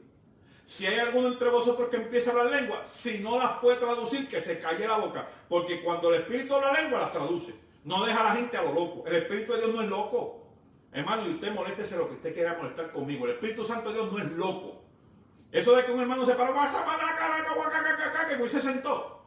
Mire, hermano, eso son mentiras. Si en el momento la profecía no es traducida, eso fue un emocionalismo personal y no tiene que ver nada con el Espíritu de Dios. El apóstol Pablo está diciendo, aquí hay gente que se está levantando en la iglesia, están demostrando dones espirituales, pero son del espíritu de ellos mismos, del espíritu de yo me llamo, del espíritu del sandame, del espíritu del espejo. Yo me llamé, yo soy ministro y ahora voy a hablar en lengua. Bueno, yo recuerdo que en mi iglesia en Puerto Rico hace 2 o 3 años estaba dando clases de hablar en lengua. Por no mencionar el resto de las comunidades latinoamericanas a las que nosotros estamos pendientes o podemos participar con ellas. ¿Usted me entiende, hermano? Mira, claro, usted veía la escritura y usted se da cuenta que estos son unos problemas del primer siglo. Son unos problemas del primer siglo que siguen ocurriendo 21 siglos después. Y tú sabes lo que es tú gastar 2000 años, 21 siglos sin corregir un problema. Tú dices, hermano, estamos locos. El Señor tiene que estar jalándose los pelos en el cielo. Si la iglesia del siglo XXI hoy está pasando los mismos problemas que en el siglo I, mire, mi hermano, ¿a quién de ustedes que no se sepa el abecedario o las vocales lo gradúan de kinder? A ninguno. ¿A quién de ustedes que no sepan sumar, restar, multiplicar y dividir lo gradúan de 6º grado? A ninguno. Entonces, ¿cómo la iglesia se ha colgado por las generaciones, no ha sobrepasado los problemas espirituales del primer siglo y queremos que Dios nos gradúe con la corona de vida? ¿Ya lo entendió? ¿Puedo seguir? Cada día algo. Dios los bendiga, familia. Dios los bendiga. Discúlpeme, hermano, que estoy un poco difícil. Pero es verdad, son los mismos problemas del primer siglo. 20 siglos después, hermano. 20 siglos después seguimos cogiendo de la misma pata. Entonces Dios tiene que estar loco, porque es que parecería que no aprendemos. ¿Usted me entiende lo que le quiero decir? Discúlpeme que esté un poquito difícil con esta terminología, pero es que eso es lo que dice la palabra del Señor. Hay diferentes ministerios que se están manifestando para el fortalecimiento de la iglesia, para que la iglesia se promueva, para que crezca, para que florezca, para que la iglesia tenga una participación en el mundo, pero que tenga una presencia en el cielo, para que lo que se haga en la iglesia terrestre venga dirigido por la iglesia celeste, que en la iglesia del mundo no se practique nada que no venga dirigido de la iglesia del cielo. ¿Usted me entendió lo que le quiero decir? Hay dos iglesias, hermano, hay 2 iglesias. Está la iglesia espiritual y está la iglesia institucional. Apunte eso en su libreta. Está la iglesia espiritual y está la iglesia institucional. Jesucristo fundó la primera, la segunda la fundamos nosotros. Que ha hecho un montón de buenas obras. Yo no me voy a oponer a eso. Ha creado misiones, hospitales, escuelas, orfanatos. Hemos ido al mundo entero porque la iglesia institucional ha hecho muy buenas obras. No las puedo negar. Pero la primera fue la que fundó Cristo, la espiritual, su cuerpo, la gente. Tú y yo somos la iglesia espiritual. La institucional es un invento de nosotros. Que vuelvo y te repito, no es que esté mal. Yo no me quejo de eso. Yo soy pastor de una iglesia institucional, pero soy parte de la iglesia espiritual. Esa es la que me interesa. Esa es la que pondera en mi mente y en mis acciones. Eso es lo que quiero hacer yo. Vivir en la iglesia espiritual sin 4 paredes. Que trabajo en la de 4 paredes, que funciona por un montón de cosas, gloria a Dios. Pero cuando la de las paredes se opone a la del Espíritu, tengo que decidir por la de Cristo. Un besito, ¿me manda un besito? Un besito pastoral. Un besito pastoral aquí. ¿Me entendió? Cuando la iglesia institucional se opone al criterio de la iglesia espiritual, entonces yo tengo que decidir por la Jesucristo, porque no puedo poner una obra hecha de la mano de los hombres a dominar la obra de los labios de Dios. Y si usted está haciendo eso, hermano, le pido en este momento que usted detenga esa práctica, porque no es espiritual. En la iglesia no se puede practicar nada que no sea avalado por el Espíritu de Dios. En la iglesia no se puede avalar nada que no esté avalado por la palabra de Dios. Cuando la iglesia institucional comienza a tomar decisiones arbitrarias de la iglesia espiritual, dígase, en los altares de la iglesia vamos a casar personas del mismo sexo. Eso es una iglesia institucional destruyendo la iglesia espiritual. Dígase, en la iglesia vamos a comenzar a permitirle a que hombres y mujeres de dudosa reputación y de selecciones homosexuales en su vida sexual sean ministros, pastores y adoradores. Esa es la iglesia institucional destruyendo la espiritual. Y si usted quiere ser parte de la iglesia institucional, yo no tengo problema con eso. Pero la iglesia institucional en la que yo pastoreo y en la que yo pertenezco, en el día de tomar decisiones, si las decisiones atropellan la iglesia espiritual, me voy en contra de ellas por completo. Así me voten de la iglesia. Yo no tengo problema con eso. Que me voten. A mí no me interesa lo que digan de mí en la iglesia. Lo digo esto con todo el respeto del mundo. A mí no me interesa eso, hermano. A mí lo que me interesa es que en el cielo me digan siervo fiel. Ese es el único nombre que a mí me interesa. Sigamos con la Biblia porque entonces me van a botar de aquí. El besito, pastor, el besito, dice el hermano. El besito. Ouch. Así mismo es. Discúlpenme, mi hermano, estoy un poco complicadito, pero es que ustedes me obligan a coger la carta de los Efesios. No fui yo el que la escogió, fueron ustedes. Pues el apóstol Pablo en ese capítulo 14, los versos 11 al 16 nos habla de cómo el Espíritu Santo ha movido las cosas para que nosotros podamos construir un ejército. Pero en esa construcción, el apóstol Pablo, vamos a entrar a los textos más difíciles, más complicados, nos dice en los próximos versos que el Espíritu Santo nos obliga a entrar en el basic training. Ese ejército de Dios tiene que recoger las maletas, tiene que dejar la vida civil, y a los militares que me están escuchando saben que eso es así. Tienen que abandonar la vida civil por unos meses, por una cantidad de horas y días, tienen que pasar por unos procesos de reeducación. Y esos procesos de reeducación son extraordinarios porque cuando tú ves un muchachito, una muchachita que viene del basic training, comienza a hablar como un militar. Estoy vestido de civil. ¿Cómo que vestido de civil? Tú estás vestido toda la vida así. No, pero hay una diferencia entre vestir el uniforme militar y vestir ropa civil. Hay que comportarse de una manera con la vestimenta espiritual, con la vestimenta militar y otra con las vestimentas civiles. Pues mire, ese es el concepto. Cuando el apóstol Pablo está hablando de este ejército que Dios está levantando, este cuerpo que Dios está promoviendo, usted tiene que abandonar la vida civil para ir a meterse con el Señor en un entrenamiento básico y que sus pensamientos y su metodología de vida tienen que ser transformadas. Díganme los militares que están viendo esta programación, si cuando ustedes salen del basic training, ustedes siguen pensando y siguen siendo la misma gente.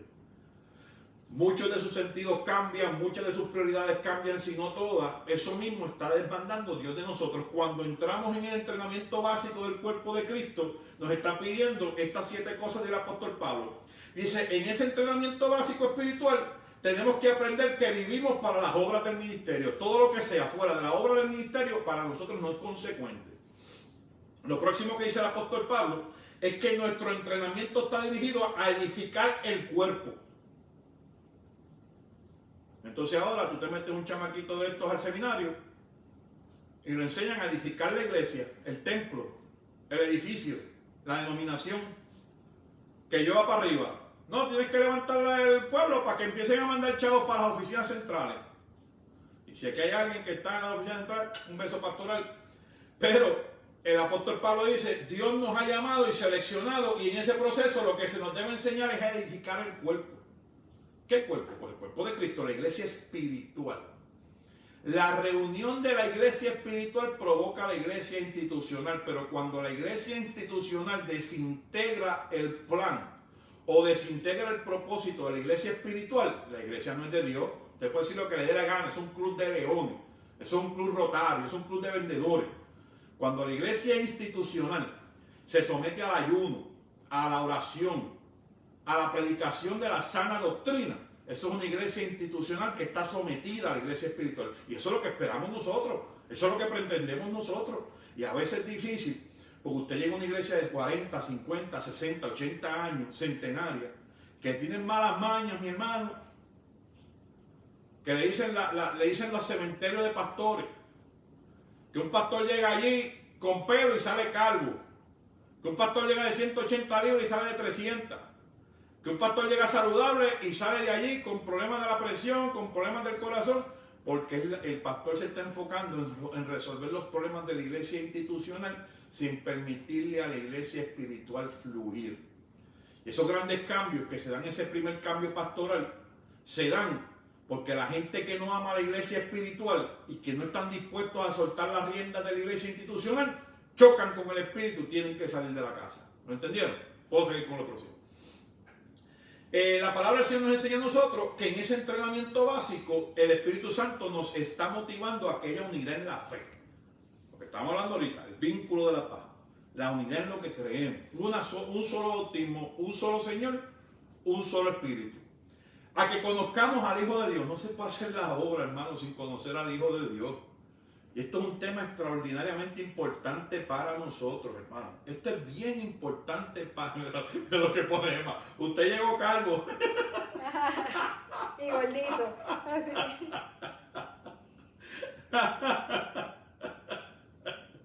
Emma, me ha hecho la noche. Me ha hecho la noche. Usted llegó calvo, no venga echando la culpa a nosotros. Ahí está. Mire, uno de los grandes problemas que sufrió el primer siglo, y digo esto con amor, pero es histórico, yo creo que usted lo entienda. Uno de los grandes problemas que sufrió el primer siglo es que la iglesia del primer siglo no tiene en sus manos los documentos originales de los dichos de Jesús.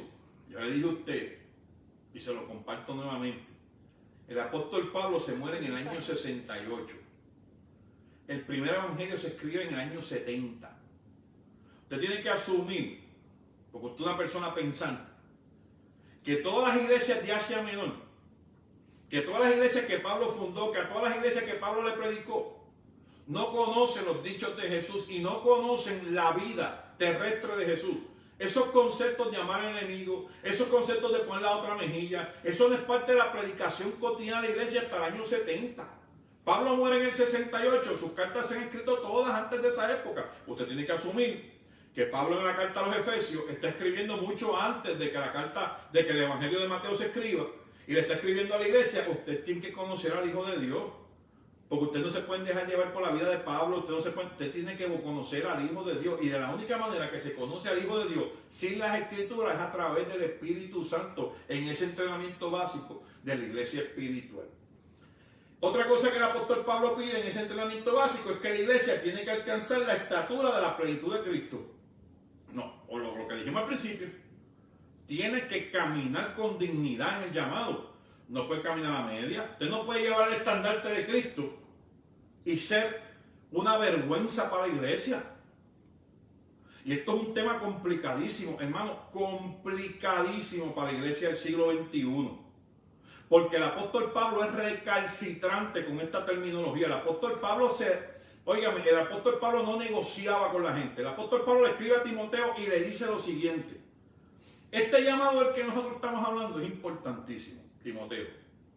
Así que la gente que tú escojas allá para ser ministro, obispo o presbítero, tienen que ser maridos de una sola mujer, que tengan su casa sujeta y que sus hijos no maldigan el nombre del Señor. Por lo tanto, que su casa entera bendiga al nombre del Señor. Son los requisitos básicos del ministerio. Usted predica eso hoy en el siglo XXI. Ay, mi hermano. Y usted se busca una clase de peste. Pero esa es la Biblia que usted quiere que yo diga. La palabra dice: gózate con la mujer de tu juventud. La palabra dice que si no eres marido de una sola mujer, no puedes ser obispo, o no puedes ser ministro, no puedes ser pastor de la iglesia. Eso lo dice la Biblia, no lo digo yo, hermano. Eso no me lo estoy inventando yo. Pero entonces yo lo predico y la gente que le cae mal, el que cae mal soy yo. Si yo lo digo, el pastor está juzgando. No estoy juzgando yo, eso lo dice la Biblia, que usted quiere que yo diga. Lo contrario. No, que ese pastor se pone bien difícil, que si con los divorcios. Hermano, yo no le estoy diciendo que usted está divorciado. Míreme, escúcheme bien. En esta iglesia y en muchas iglesias que yo he pastoreado, hay mucha gente divorciada. Y yo no le estoy diciendo a usted que porque usted se divorció, tuvo situaciones difíciles en su primer matrimonio, usted va a perder el infierno. No le estoy diciendo eso, hermano. Lo que le estoy diciendo es que el apóstol Pablo era bien intransigente con este concepto y le escribió a Timoteo en las escrituras de Israel, en la palabra de Dios, en la Biblia, que el que quiera ser ministro, que el que quiera ser un obispo en la iglesia, tiene que ser marido de una sola mujer. Y entonces ahora la gente lo traduce: no, de una mujer a la vez, pastor. Pues yo no sé cómo usted lo quiera traducir, yo no tengo problema con eso, tradúzcalo como usted quiera, pero yo no puedo adulterar la palabra, hermano, yo no la puedo cambiar por nadie. Hay unas cosas que le van a doler a usted, hay unas cosas que van a doler a mí. Pero esa es la Biblia que usted quiere que yo haga. Que la doble, para que después el Señor me doble a mí, pero para el infierno. No, hermano, no. Discúlpame, si no le gusta, con todo el respeto al mundo, cancélelo, o sea, sáqueme de aquí y pues, haga lo que usted pueda. Pero es la Biblia, no puedo hacer más nada. Esa es la estatura, los altos estándares morales. El apóstol Pablo dice, no se puede vivir con menos que excelencia el evangelio. Menos que excelencia, a Dios no le agrada. Sexto, sigamos la verdad que está en el amor. Y la palabra que se traduce por amor aquí en el texto es aletía, que es revelación, que es develar, que es descubrir, que es ver lo que está detrás del velo. Entonces, pues te está claro pues, que Dios está pidiendo que nosotros sigamos la verdad que se revela, que es Jesucristo. La verdad revelada es Jesucristo. Pues volvemos al concepto principal. Al concepto principal. Al revés. De nuevo, la iglesia espiritual no puede estar subordinada a la iglesia institucional, porque la verdad revelada del evangelio es que Cristo es la cabeza de la iglesia. Y si Cristo es la cabeza de la iglesia, el próximo que manda después de él al mismo concepto, bajo la misma autoridad, no somos usted y yo, es el Espíritu Santo. Y nosotros debemos seguir esos conceptos y mantener la iglesia institucional, la de las cuatro paredes, mantenerla sometida bajo la iglesia del Espíritu. Que cuando la iglesia institucional trata de levantar la voz, el Espíritu la pone derechita rápido, la terza, eso no se hace. Enderécese. Que para que esta iglesia de cuatro paredes suba para allá arriba, hay que hacerle caso a la del Espíritu. Si la iglesia de las paredes no le hace caso a la del Espíritu, no va para arriba. Punto. Ya se acabó el Efesios. Ya no tenemos que discutir más nada. Ya. Es más, se acabó la Biblia. No tenemos que discutir más nada. No es una broma, pastor. Si la iglesia...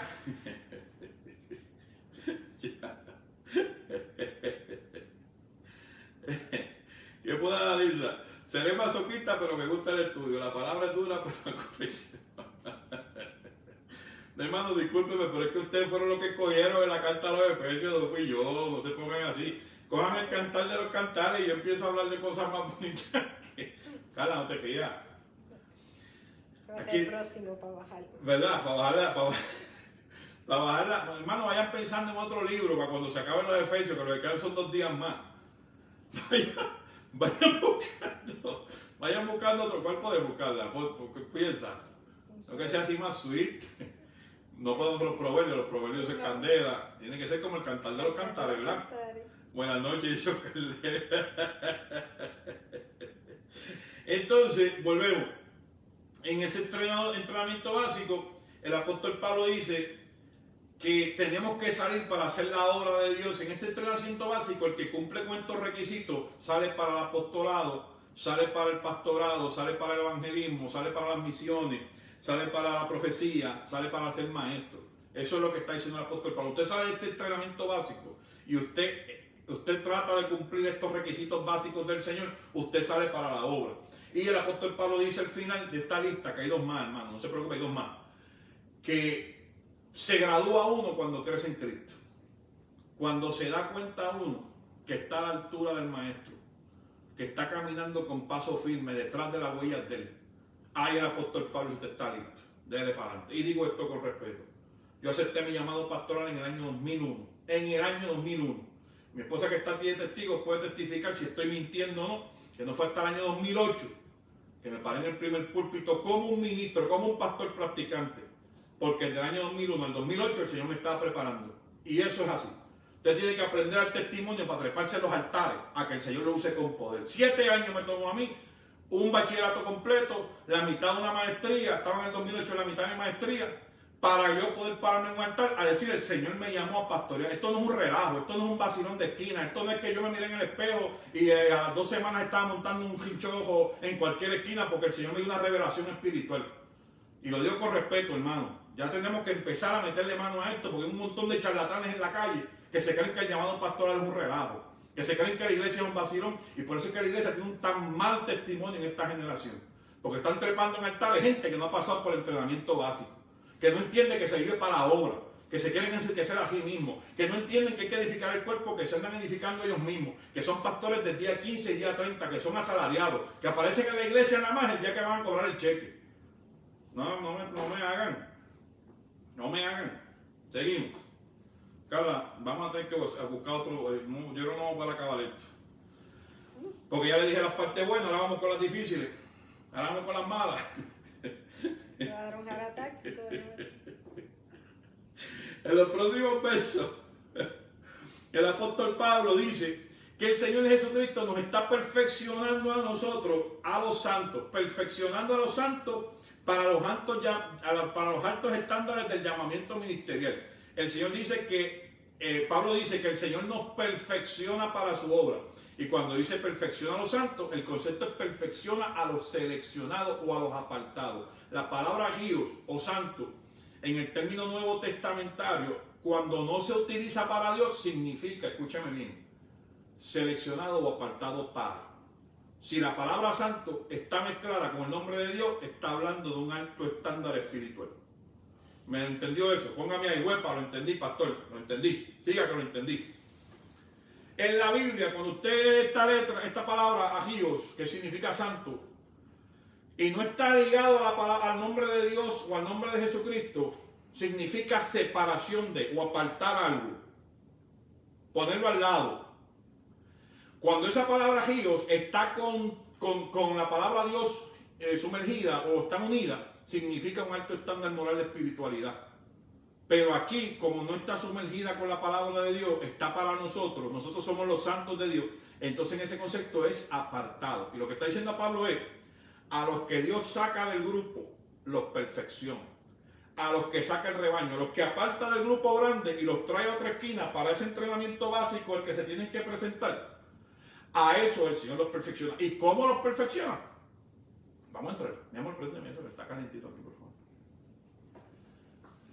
Estos son los asuntos a corregir. Y te está subiendo la presión porque está... Yo no tengo problemas de la presión, mi amor. Pero hace calor aquí, siempre hace calor. Los asuntos a corregir, dice el apóstol Pablo, y que no están permitidos dentro de ese proceso de perfeccionamiento espiritual son los siguientes. Número 1. El hombre espiritual que ha entrado en el entrenamiento básico del Señor tiene que romper con la vanidad de la mente. Esto es uno de los principios importantes, porque si tú entiendes que el ministerio es para bendecirte a ti, para crecer tú, para que la gente te dé una clase de vida que tú no te puedes dar si tú estuvieses trabajando en la calle, pues entonces tú no entendiste el concepto. Y eso es uno de los grandes problemas con los que están sufriendo todos los ministros hoy. Quieren vivir en unos estándares sociales y económicos que no son relativos al llamado pastoral, que no son relativos al llamado ministerial. Y entonces quieren trasquilar a la oveja espiritualmente, condenándola, porque lo que viven es con vanidad de la mente. ¿Ya me entendió lo que le quiero decir? La palabra claramente dice que el obrero es digno de su salario. ¿De qué es digno el obrero? ¿De qué? De su salario. Ahora, cuando el obrero no está buscando su salario, sino lo que está buscando es el enriquecimiento personal y abusivo, cuando el obrero lo que está haciendo es malgastando las ofrendas del Señor o el pacto de la iglesia o el diezmo, que es bíblico, y el que esté en contra de eso está en contra de la palabra. Yo no puedo hacerlo, no puedo predicar en contra de eso porque la palabra del Señor dice que es bíblico.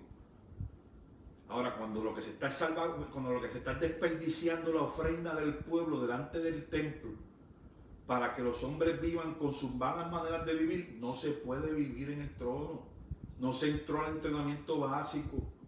Si un predicador, escúchame bien lo que le voy a decir, si usted escucha un predicador pidiendo dinero, usted no sabe a qué Dios le sirve, porque el de las escrituras es proveedor, es Jireh. Y aquí hay hermanos, y digo esto con respeto, que han sido miembros de las juntas que me han contratado a mí como pastor en las diferentes iglesias, y puedan testimonio que en mi vida yo nunca he pedido ni un centavo. Lo que el Señor me tenga que dar lo va a poner en el corazón de alguien. Lo que el Señor me tenga que proveer lo va a poner en el corazón de alguien, porque no es mi trabajo mantenerme a mí ni a mi familia a través de lo que su pueblo suda. El trabajo es de Dios. Dios es el que me llamó a mí y me tiene que sostener, porque yo no tengo problema con irme para la calle a hacer dinero. Mi familia lo sabe, eso lo hace ser yo muy bien. Pero cuando el Señor me llamó a su obra, tuvimos que dejar esa vida anterior para vivir bajo sus conceptos y sus parámetros. Y si ese cambio no se da en la mente, entonces para lo que estamos viviendo es para nuestras vanidades personales, para lo que nos da la gana. Entonces ahora tenemos las iglesias llenas de hombres y mujeres que, queriendo darse unos estándares altos de vida, tienen que estar pidiendo ofrendas más allá de la fuerza, tienen que estar pidiendo ofrendas dobles, triples, cuádruples. Entonces usted se da cuenta, hermano, que no sabemos a qué Dios le servimos. A Dios, pero Jehová no es Jireh. Dios no es el que propone, Dios no es el que provee. ¿Usted me entiende? Digo esto con respeto, pero es que estos son los requisitos que está poniendo el apóstol en la palabra de Dios. Seguimos para adelante. ¿Qué cosas no puede tener el ministro? ¿Qué cosas no puede tener separado de Dios? El entendimiento entenebrecido. Porque si usted entiende que Dios está perdonando, pero en su corazón usted no lo perdonaría nunca a esa persona y no le da oportunidad para que crezca en la fe porque usted no la perdona en su corazón, usted tiene su entendimiento entenebrecido.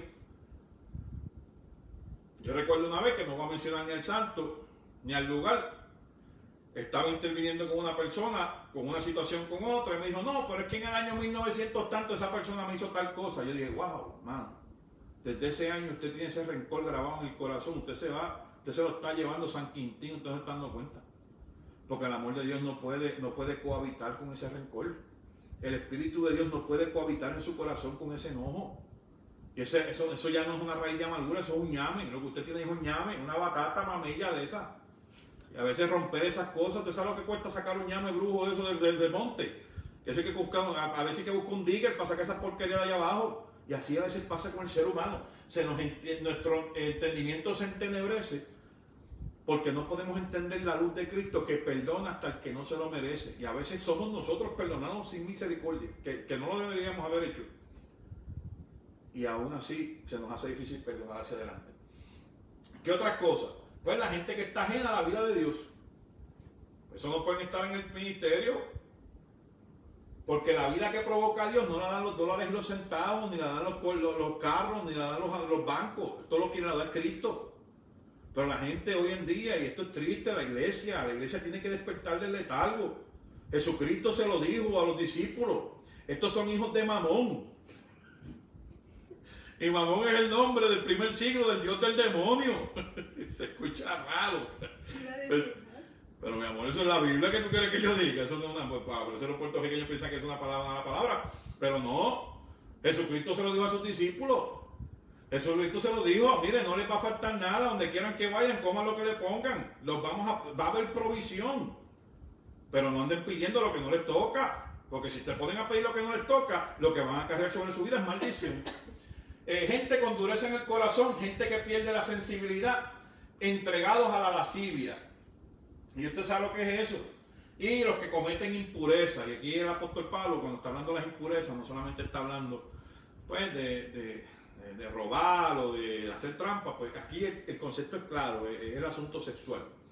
Es el asunto de inmoralidad sexual, donde pues en estas comunidades del primer siglo, especialmente estas comunidades griegas y de Asia Menor, esos conceptos de inmoralidad sexual no tienen los mismos estándares que el pueblo judío. Entonces, cuando el apóstol Pablo está predicando a esta gente, le dice, ustedes tienen que resolver eso.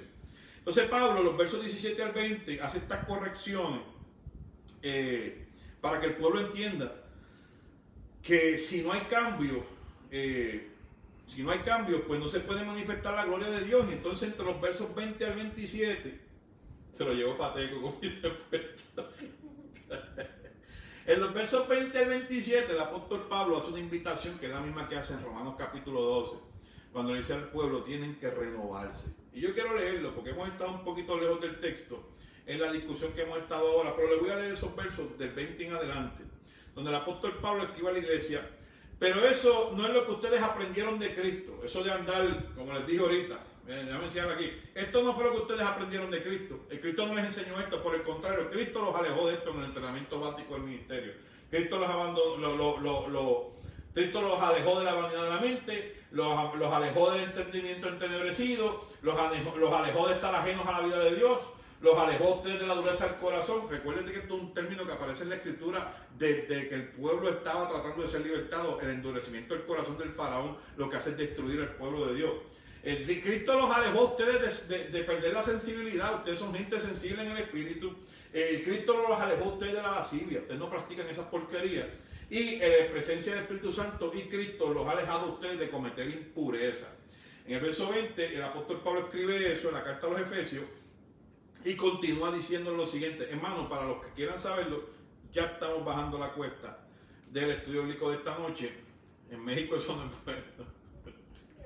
En Colombia es una fruta, dice. En Colombia es una fruta, ¿viste? Discúlpeme, hermano, si está en una comunidad donde es una mala palabra, aparece en la Biblia. Y Mamón es el nombre del dios del dinero en el primer siglo en Palestina, es un dios cananeo. Y ese es después se lo voy a buscar para que usted lo sepa. Pero eso no es lo que ustedes aprendieron acerca de Cristo. Ya que han oído sobre Jesús y han conocido la verdad que procede de Él, mire lo que dice la Biblia. Desháganse de su vieja naturaleza pecaminosa y de su antigua manera de vivir, que está corrompida por la sensualidad y el engaño, y en cambio dejen que el Espíritu les renueve los pensamientos y sus actitudes. Pónganse la nueva naturaleza que ha sido creada para ser a la semejanza de Dios, que es verdaderamente justo y santo. Entonces usted se va a dar cuenta que el apóstol Pablo nos está haciendo una clara aclaración de que la vieja manera de vivir era una cadena, pero la presencia de Cristo en nuestra vida provoca una libertad que nos permite vivir en las alas del Espíritu. Si nosotros dejamos que los frutos del Espíritu se manifiesten porque entendimos el vínculo de la paz, hemos roto esa cadena de destrucción y de muerte. Y entonces por nuestra renovación de la mente hemos sido libertados. La palabra dice, conoceréis al Hijo, y el Hijo los hará verdaderamente libres. ¿Te das cuenta? Hay un paralelo histórico con eso, especialmente los textos de Juan, donde Dios nos está llamando a que nosotros nos despojemos de esa vieja manera de vivir. Y esta vieja manera de vivir, todos estos eslabones son experiencias de tu vida pasada. Naciste en un hogar donde se te enseñaron unas cosas, se te formó de esa manera, estudiaste en una escuela, en un país, en un pueblo, donde las costumbres eran una. ¿Ves? Hasta aquí, Pablo y la gente de Éfeso están en dos sitios diferentes. Hasta esa presentación de tu vida privada, personal, el apóstol Pablo es judío, la iglesia de Éfeso es griega, de Asia Menor. Su cultura es griega, grecorromana. Pues hasta aquí ellos están en dos sitios diferentes, pero el apóstol Pablo dice, fíjese, aunque yo soy judío, hasta aquí también me tuve que renovar, porque es que lo que me enseñaron no es consono con el Espíritu. Porque me enseñaron hasta aquí que la realidad es que la iglesia institucional manda sobre la iglesia espiritual. Y cuando el Espíritu me llevó por el camino de Damasco, me da una clase de pela que me tumbó hasta el caballo. Y eso es lo que Dios hace con los hombres y mujeres de Él. Porque a veces estamos tan ensimismados en la iglesia institucional que Dios nos tiene que dar una pela a través del Espíritu y bajarnos del caballito. Porque miren, los hermanos se montan en el caballo y se creen que se la saben todas y van al resto del mundo y allá se comen los nenes crudos. No tienen testimonio en Judá ni en Jerusalén, pero en Samaria son tremendos profetas. No predican en las calles de Jerusalén, por eso fue que Jesús le dijo a sus discípulos, antes de ir a Samaria a los confines de la tierra, que la gente de su casa sepan que son de Dios. Que la familia suya sepan que son de Dios. Estoy poniendo difícil. Me estoy poniendo difícil de nuevo. Ya es parte de ti. Perdón, hermano, me estoy poniendo difícil de nuevo. Pero esa es la enseñanza del apóstol Pablo de su vida y la enseñanza de Jesucristo. Hasta este punto el apóstol Pablo pensaba que lo estaba haciendo bien. Estoy persiguiendo a los cristianos eso, los sinvergüenzas eso, porque están dañando la ley, están incumpliendo con la ley de Moisés, hay que matarlo, esa gente se merece muerte. La Biblia dice que hay que apedrearlo, vamos a matarlo. Y entonces, claro, la iglesia institucional, la del Sanedrín, se encuentra con el crucificado en Damasco y recibe una pela del Espíritu. Y eso es lo que le está pasando a la iglesia en Éfeso. La iglesia en Éfeso está levantando una iglesia institucional, pero la está levantando con todos los eslabones de su vida pasada. Pasa en Corinto, pasa en Galacia, pasa en Tesalónica, pasa en Filipo. Y nos puede pasar a nosotros también. Pastor, no más café, dice Dios. Nada, Mario. Nos puede pasar a nosotros también, hermano. A veces tenemos tantas preconcepciones y pensamos que lo sabemos todo, que a veces el Espíritu nos tiene que dar unas pelas extraordinarias para que se nos vayan esas malas mañas, de que ya no lo sabemos todo, que yo he vivido mucho, yo soy padre, yo soy abuelo, yo me las sé todas, mi hermano, no. El que tiene esa mente está encadenado y no va a crecer más. Ahora, el que tiene una mente de Cristo, mire, se van a romper las cadenas y van a volar en libertad con las alas del Espíritu. El apóstol Pablo hace una invitación extraordinaria a que haya una renovación. Despístanse del viejo hombre. Quítense esa porquería de encima. Entonces, usted no puede vivir el evangelio con el traje viejo. Y usted va a decir, pastor, ¿de dónde sale eso? Eso sale de la palabra de Dios a través de su Hijo Jesucristo. Dijo, el vino nuevo no se puede echar en odre viejo. Y lo próximo que dijo fue que usted no le puede poner un parcho de tela nueva a un vestido viejo, porque tan pronto usted lo ale, por ahí mismo es por donde se va a romper. El Hijo de Dios nos está dejando claro a nosotros que para poder nosotros entender los conceptos del Espíritu, tiene que morir el religioso que vive en nosotros. Si el ser religioso que hay en mí no muere, no le puede dar paso al ser espiritual. Que fue lo que hablamos ayer en la discusión de Zacarías se quedó mudo y se le devuelve la voz cuando nace su hijo el Bautista, Juan el Bautista. En pocas palabras, Dios está callando al hombre religioso de la casa para darle voz al Hijo del Espíritu. Y eso mismo tiene que pasar en la vida de nosotros. Dios tiene que mandar un ángel que nos mande a callar el religioso que hay dentro de nosotros, que transforme y renueve nuestra mente para poder vivir esta vida espiritual sin la vieja vestimenta religiosa. No, pastor, que estamos en esta semana se come carne. Eso no lo dice en la Biblia en ningún sitio, hermano, de ese patraña ya. No, que si eso mi mamá nunca comió carne, pues mira, si ella no se lo comió, gloria a Dios. Pero eso no lo dice la Escritura. Nosotros no podemos estar condenando a gente ni lastimando a gente porque mi abuela no escuchaba música en la Semana Santa. No, pastor, que eso es la Semana Mayor. Mentira, la Semana Mayor son todas las semanas, porque nosotros tenemos que adorar a Cristo igual todas las semanas también. Cara, ya me puse difícil de nuevo y no me dijiste nada. Te moléstese conmigo todo lo que usted quiera, pero eso es la Biblia. Entonces eso significa que nosotros en la cuaresma, en la Semana Mayor, no vamos a hacer cosas que sí haríamos el resto del año. Es una hipocresía espiritual. Lo que yo no puedo hacer la Semana Santa con mi familia y con mis hijos, no lo puedo hacer ningún día del año porque yo quiero honrar a Dios en la Semana Santa, igual que en la Semana de las Madres, igual que en la Semana de San Giving y en la de Navidad. Mi Dios es mi Dios, no importa el día. Pero si ese religioso no se muere en mí, no hay paso para el espiritual. Miren, mi familia había una costumbre, cuando nosotros éramos religiosos y no habíamos entrado en las alas del Espíritu, que mis familiares hacían unas promesas y estaban 40 días desde el miércoles de ceniza sin beber hasta el Viernes Santo.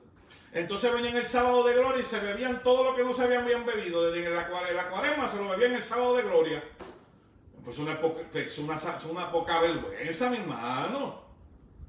¿Usted sabe lo que es que en Puerto Rico cierran los establecimientos, cierran los negocios en la Semana Santa? Oh, el Viernes Santo no se puede comer nada. Y el sábado todas las discotecas se abren y se ven el ron del mundo. Gran bailable el sábado de gloria. Mira, hermano, si el religioso en mí no se muere, no le puede dar paso al hombre espiritual en mi vida. Y yo no estoy hablando de iglesia, no estoy condenando ninguna iglesia, me estoy condenando a mí, estoy hablando de mí. Si esta cadena no se rompe, yo no voy a poder caminar en las alas del Espíritu porque no conozco a Dios. Me tengo que renovar. Y las cosas que la Biblia no dice, no las voy a practicar, punto y se acabó. Que lo diga un loco. No las voy a practicar, mi hermano. 2 más 2 son 4, aunque lo diga un loco. Entonces el apóstol Pablo dice a la iglesia, tienes que transformarte. Tienes que renovarte. Y el apóstol Pablo se está dando cuenta que la iglesia del primer siglo está pasando por dificultades, está teniendo problemas serios en su ejecución.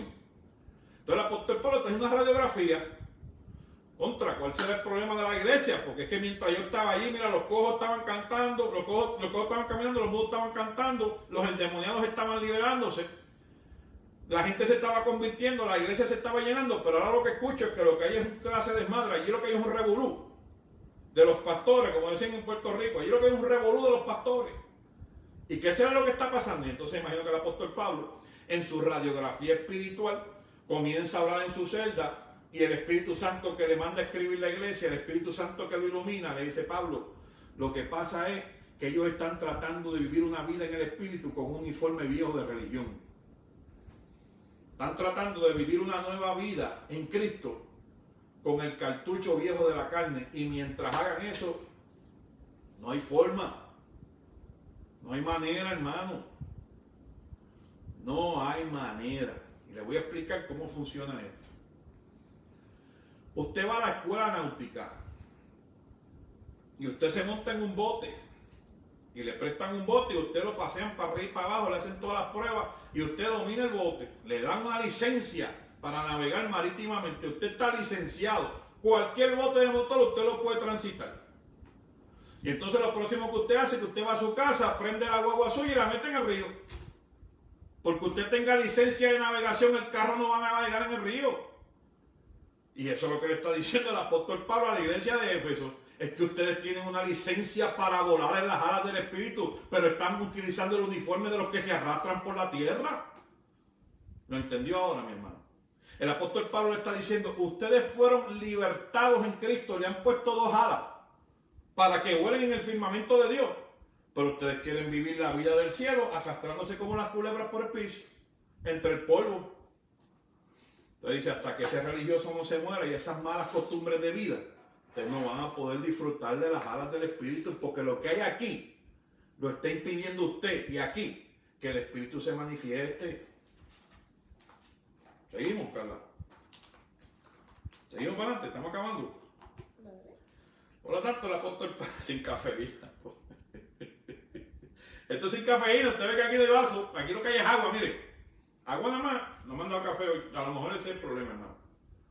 Que la hermana Carla no me ha dado café. Escríbale por ahí. Ni te voy a dar porque entonces hay que poner el aire en 60. Escríbale por ahí. Carla no le has dado café. Agua para los gallos, ponen esto.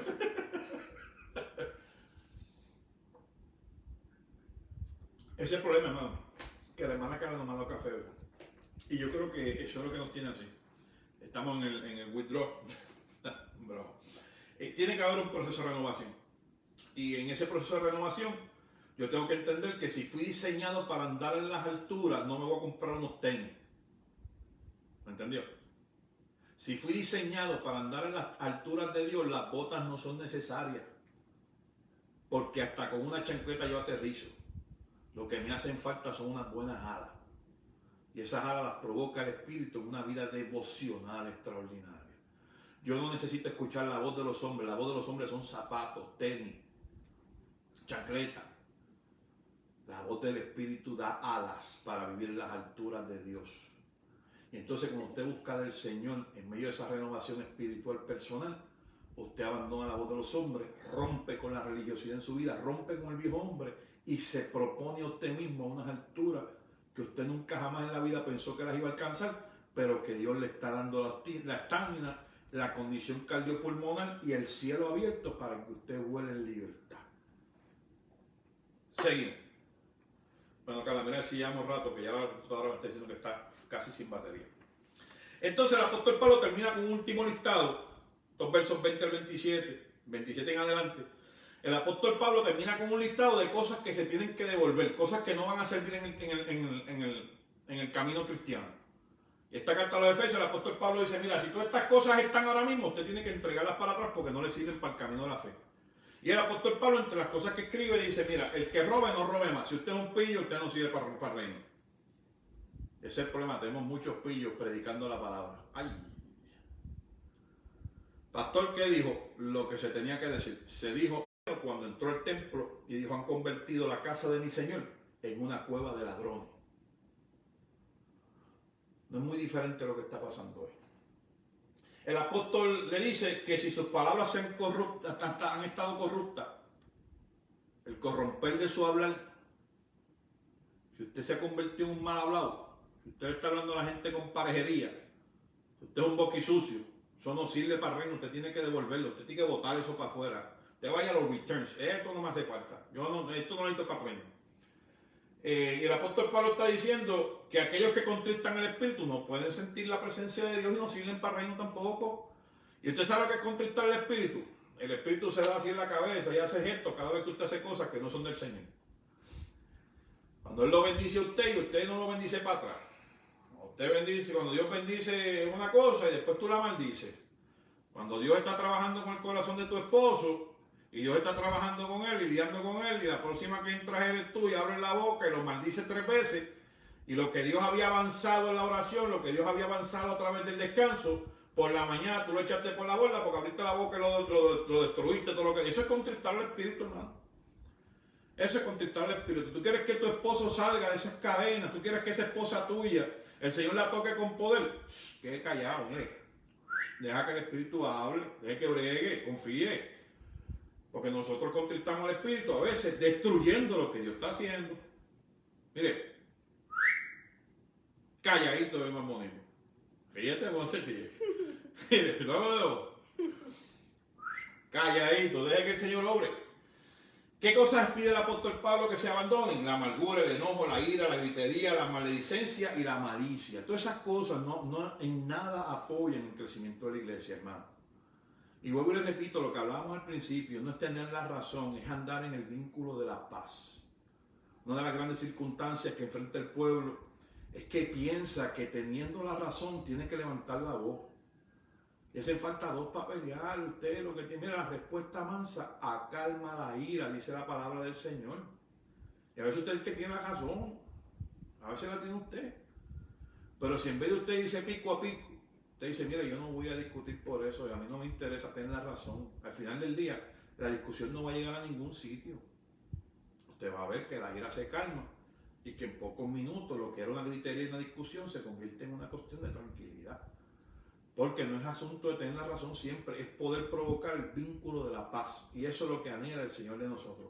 Y el apóstol dice que todas estas cosas, si están ahora mismo manifestándose, no sirven para el reino, no sirven para la obra, no sirven para bendecir lo que Dios está haciendo. Y por último, el apóstol Pablo en esos últimos versos, el 30 en adelante, dice que tiene que haber entre nosotros, en vez de todas esas cosas anteriores que se dieron, tiene que proliferar entre nosotros el perdón.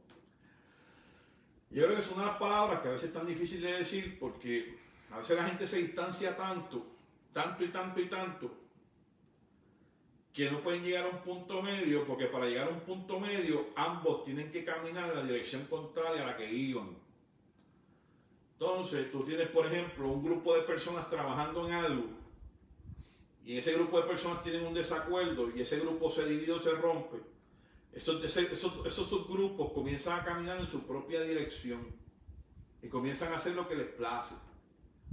Pero para que se vuelvan a encontrar de nuevo, ambos tienen que caminar en la dirección contraria a la que iban, porque de esto no sucede, aunque uno cambie, como el otro va en otro trayecto, nunca lo va a alcanzar, hermano.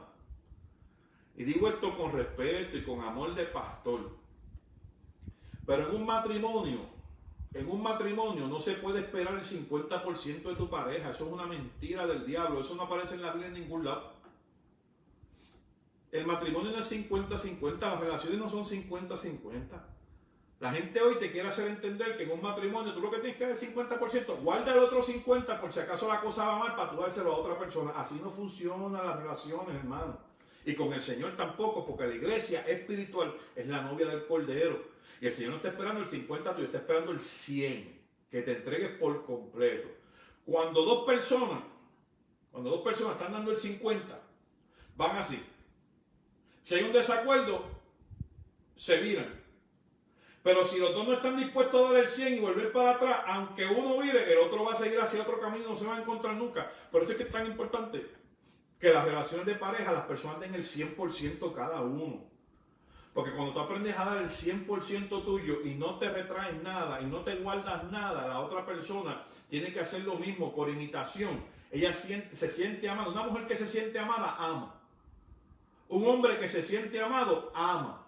Una mujer que se siente cuidada, cuida. Un hombre que se siente cuidado, cuida. Una mujer que se siente respetada, respeta. Un hombre que se siente respetado, respeta. Usted tiene que entender que hay que dar el 100%. Y nosotros tenemos este problema muy serio con los matrimonios de segunda oportunidades.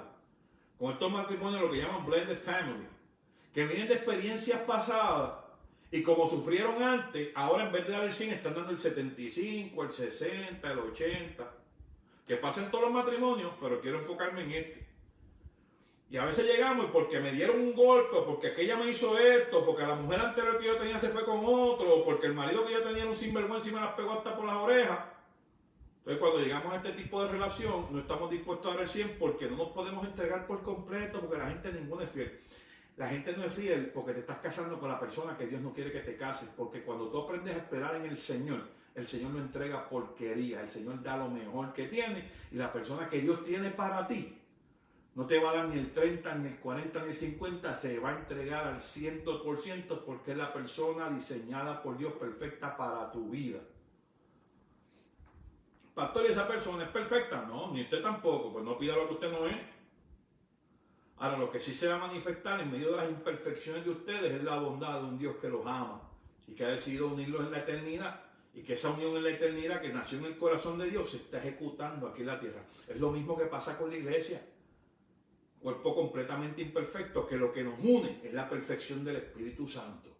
Y que esa perfección que se está manifestando aquí en la tierra va a ser eco en la boda nupcial del Cordero. Y esta iglesia imperfecta de aquí va a recibir la manifestación del vínculo de la paz para vivir en la perfecta armonía que vamos a tener en la Nueva Jerusalén. Perdónense, hermano. Mire, aquí hay un concepto que con este acabo el estudio bíblico, ya le dije que vamos bajando la cuesta, ya aquí llegamos al llano, se acabó. Se acabó. Mire, si hay alguien que a usted no le cae bien hoy, arréglese con él porque va a tener que vivir con él en la eternidad posiblemente. ¿No entendió? Van para el mismo cielo, hermano. Van para el mismo cielo. Están adorando al mismo Dios. ¿Cómo es posible que no le caiga bien? ¿Cómo es posible que usted tenga problemas con esa persona? Si usted ha confesado a Jesucristo como el Señor y Salvador de su vida, pues déme dar la noticia. Si no le cae bien, posiblemente usted se pierda el cielo y la persona se lo gane. Pero usted no resuelve estas cosas, usted no aprende a perdonar, si usted no aprende a romper con estos sentimientos que no son de Dios, usted no puede cohabitar en la Nueva Jerusalén, no hay manera. Por eso el apóstol Pablo dice a la iglesia, perdónense, porque lo que ustedes no practiquen aquí, no lo van a poder practicar allá. Si usted se come el pare aquí, se lo va a comer allá también. Por eso Dios no lo quiere en la ciudad de Jerusalén, porque usted va a ser un problema para los seguros de carro. Es una broma. Pero si usted se come la luz aquí, también se la va a comer allá y Dios no va a confiar en usted para darle licencia de conducir. Usted me está entendiendo, la analogía es un poco boba, pero es una realidad. Si usted no aprende a perdonar aquí, Dios no lo puede tener usted allá creando cizaña y rencor. Y cada vez que esa persona le pase por al lado de usted frente al mar de cristal, usted empezará a chismear de que esa persona le cae mal. ¿Lo entendió ahora? Arréglese aquí. Por eso es que el Señor le dice a sus discípulos, si usted va de camino al cielo, si usted va de camino al altar con su ofrenda y de camino se acuerda que hay una situación con su hermano, vaya y arréglela, porque a Dios esa ofrenda no le gusta. Vaya, regrese primero con su hermano y después traiga la ofrenda, porque a Dios esa ofrenda de odio, esa ofrenda de coraje, esa ofrenda que nace del rencor, a Dios no le agrada, no le gusta a Dios. La vio en Caín y la condenó desde el principio de los tiempos. Caín, estás ofrendando con coraje, estás molesto con Abel y me estás dando una ofrenda que no me gusta. Y desde el principio de los tiempos a Dios la ofrenda que nace del corazón molesto, a Dios no le gusta.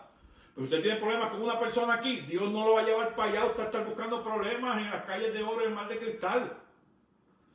Si usted tiene problemas con una persona aquí en tierra, resuélvala antes de que se muera. Porque Dios no quiere provocadores de ira. Dios no quiere provocadores de discordia en la Nueva Jerusalén y no va a heredar el reino, hermano. El apóstol Pablo le dice a la iglesia, gente, perdónense. Porque el que cuando sea medido no se encuentre en su corazón el mismo perdón que hubo en Cristo Jesús, no heredará su corona de vida, porque es un troublemaker. Porque tenerlo en el cielo es una bomba de tiempo, en cualquier momento puede explotar y Dios a esa gente no la quiere. ¿Usted lo entendió? Lo estoy diciendo con amor pastoral, pero con una firmeza y con una autoridad que el Señor me da a través de su palabra. Resuélvase con su hermano. Pida perdón aunque usted no lo haya ofendido. Párese en los altares y pida perdón antes de dar su ofrenda. Párese en la iglesia y antes de llevar su diezmo, abrace a su hermano, búsquelo. Porque no importa cuánto tú ofrendes, si el corazón está podrido de rencor, no heredará el reino, hermano. ¿No entendió? Y con eso bajo la cuesta y termino. Vamos a vivir el perdón de Cristo para que no seamos eximidos de disfrutar su gloria. El que aprende a perdonar en esta tierra será perdonado en aquella nueva Jerusalén. El que aprende a disfrutar de las virtudes del vínculo de la paz, aquellos que viven en paz, pueden vivir en la Nueva Jerusalén, porque en la Nueva Jerusalén lo que hay es paz. Y la paz no es ausencia de conflicto, es serenidad en medio de la prueba. Hermano, con esto termino y los bendigo en el nombre del Señor. Yo espero que el capítulo número 5 nos traiga un poco más de tranquilidad y que el pastor no se agite tanto. Vamos a ver si la esposa le da una tacita de café antes de que empiece el estudio bíblico. No, Señor. Para que la cosa vaya un poco más easy going. Hermano, sabe que le amamos y que lo que estamos predicando aquí no es por odio, no es por rencor, es que la palabra de Dios nos impulsa a corregir las cosas que se están haciendo equivocadamente en la iglesia. Porque si no corregimos lo que se está haciendo mal, no vamos a heredar el trono de su gracia, no lo vamos a poder hacer. Y en medio de eso, pues a veces uno se pone medio difícil por la misma imperfección que tenemos los seres humanos. Y este pastor que está ante ustedes es una persona imperfecta que espera que en la perfección del Cordero le cubra multitud de errores y que podamos vivir en el vínculo de la paz para que no seamos eximidos de vivir en la Nueva Jerusalén. Hermanos, los amo, los bendigo en el nombre del Señor. Y mañana a las 7 de la noche, continuamos con el libro de la Carta a los Efesios, el capítulo número 5. Si me regala un minuto para tener una palabra de oración, terminamos con la programación de esta noche. Señor, te damos gracias porque tú eres bueno y para siempre son tus misericordias. Y en este día extraordinario que tú nos has regalado, yo te pido que esa paz que sobrepasa nuestro entendimiento, ese vínculo de la paz, haga una cohesión extraordinaria en tu pueblo, Señor, y que podamos disfrutar de los conceptos y de los límites de la paz que tú nos has regalado, y que cualquier rencor o cualquier ira, Señor, se desprenda de nuestro corazón y que no habite más en ella. Señor, yo te pido que en esta hora cualquier temor, cualquier miedo que mis hermanos estén enfrentando en esta época, Señor, que tu perfecto amor lo eche fuera y que ellos puedan tener un descanso extraordinario. Vamos a estar unos cuantos días más, Señor, en estos quehaceres. Yo te pido, Señor, que tú los escondas en el hueco de tu mano y que en medio de esa experiencia de retiro ellos puedan ver tu gloria y puedan ver tu rostro en este tiempo. Te doy gracias por cada uno de ellos y te pido que en esta hora, Señor, sean gratos los dichos de nuestra boca y la meditación de nuestro corazón delante de Dios Jehová, roca nuestra y redentor nuestro. Y el pueblo del Señor dice, amén. Hermanos, Dios los bendiga, les amamos. Mañana a las 7 de la noche continuamos. Amén.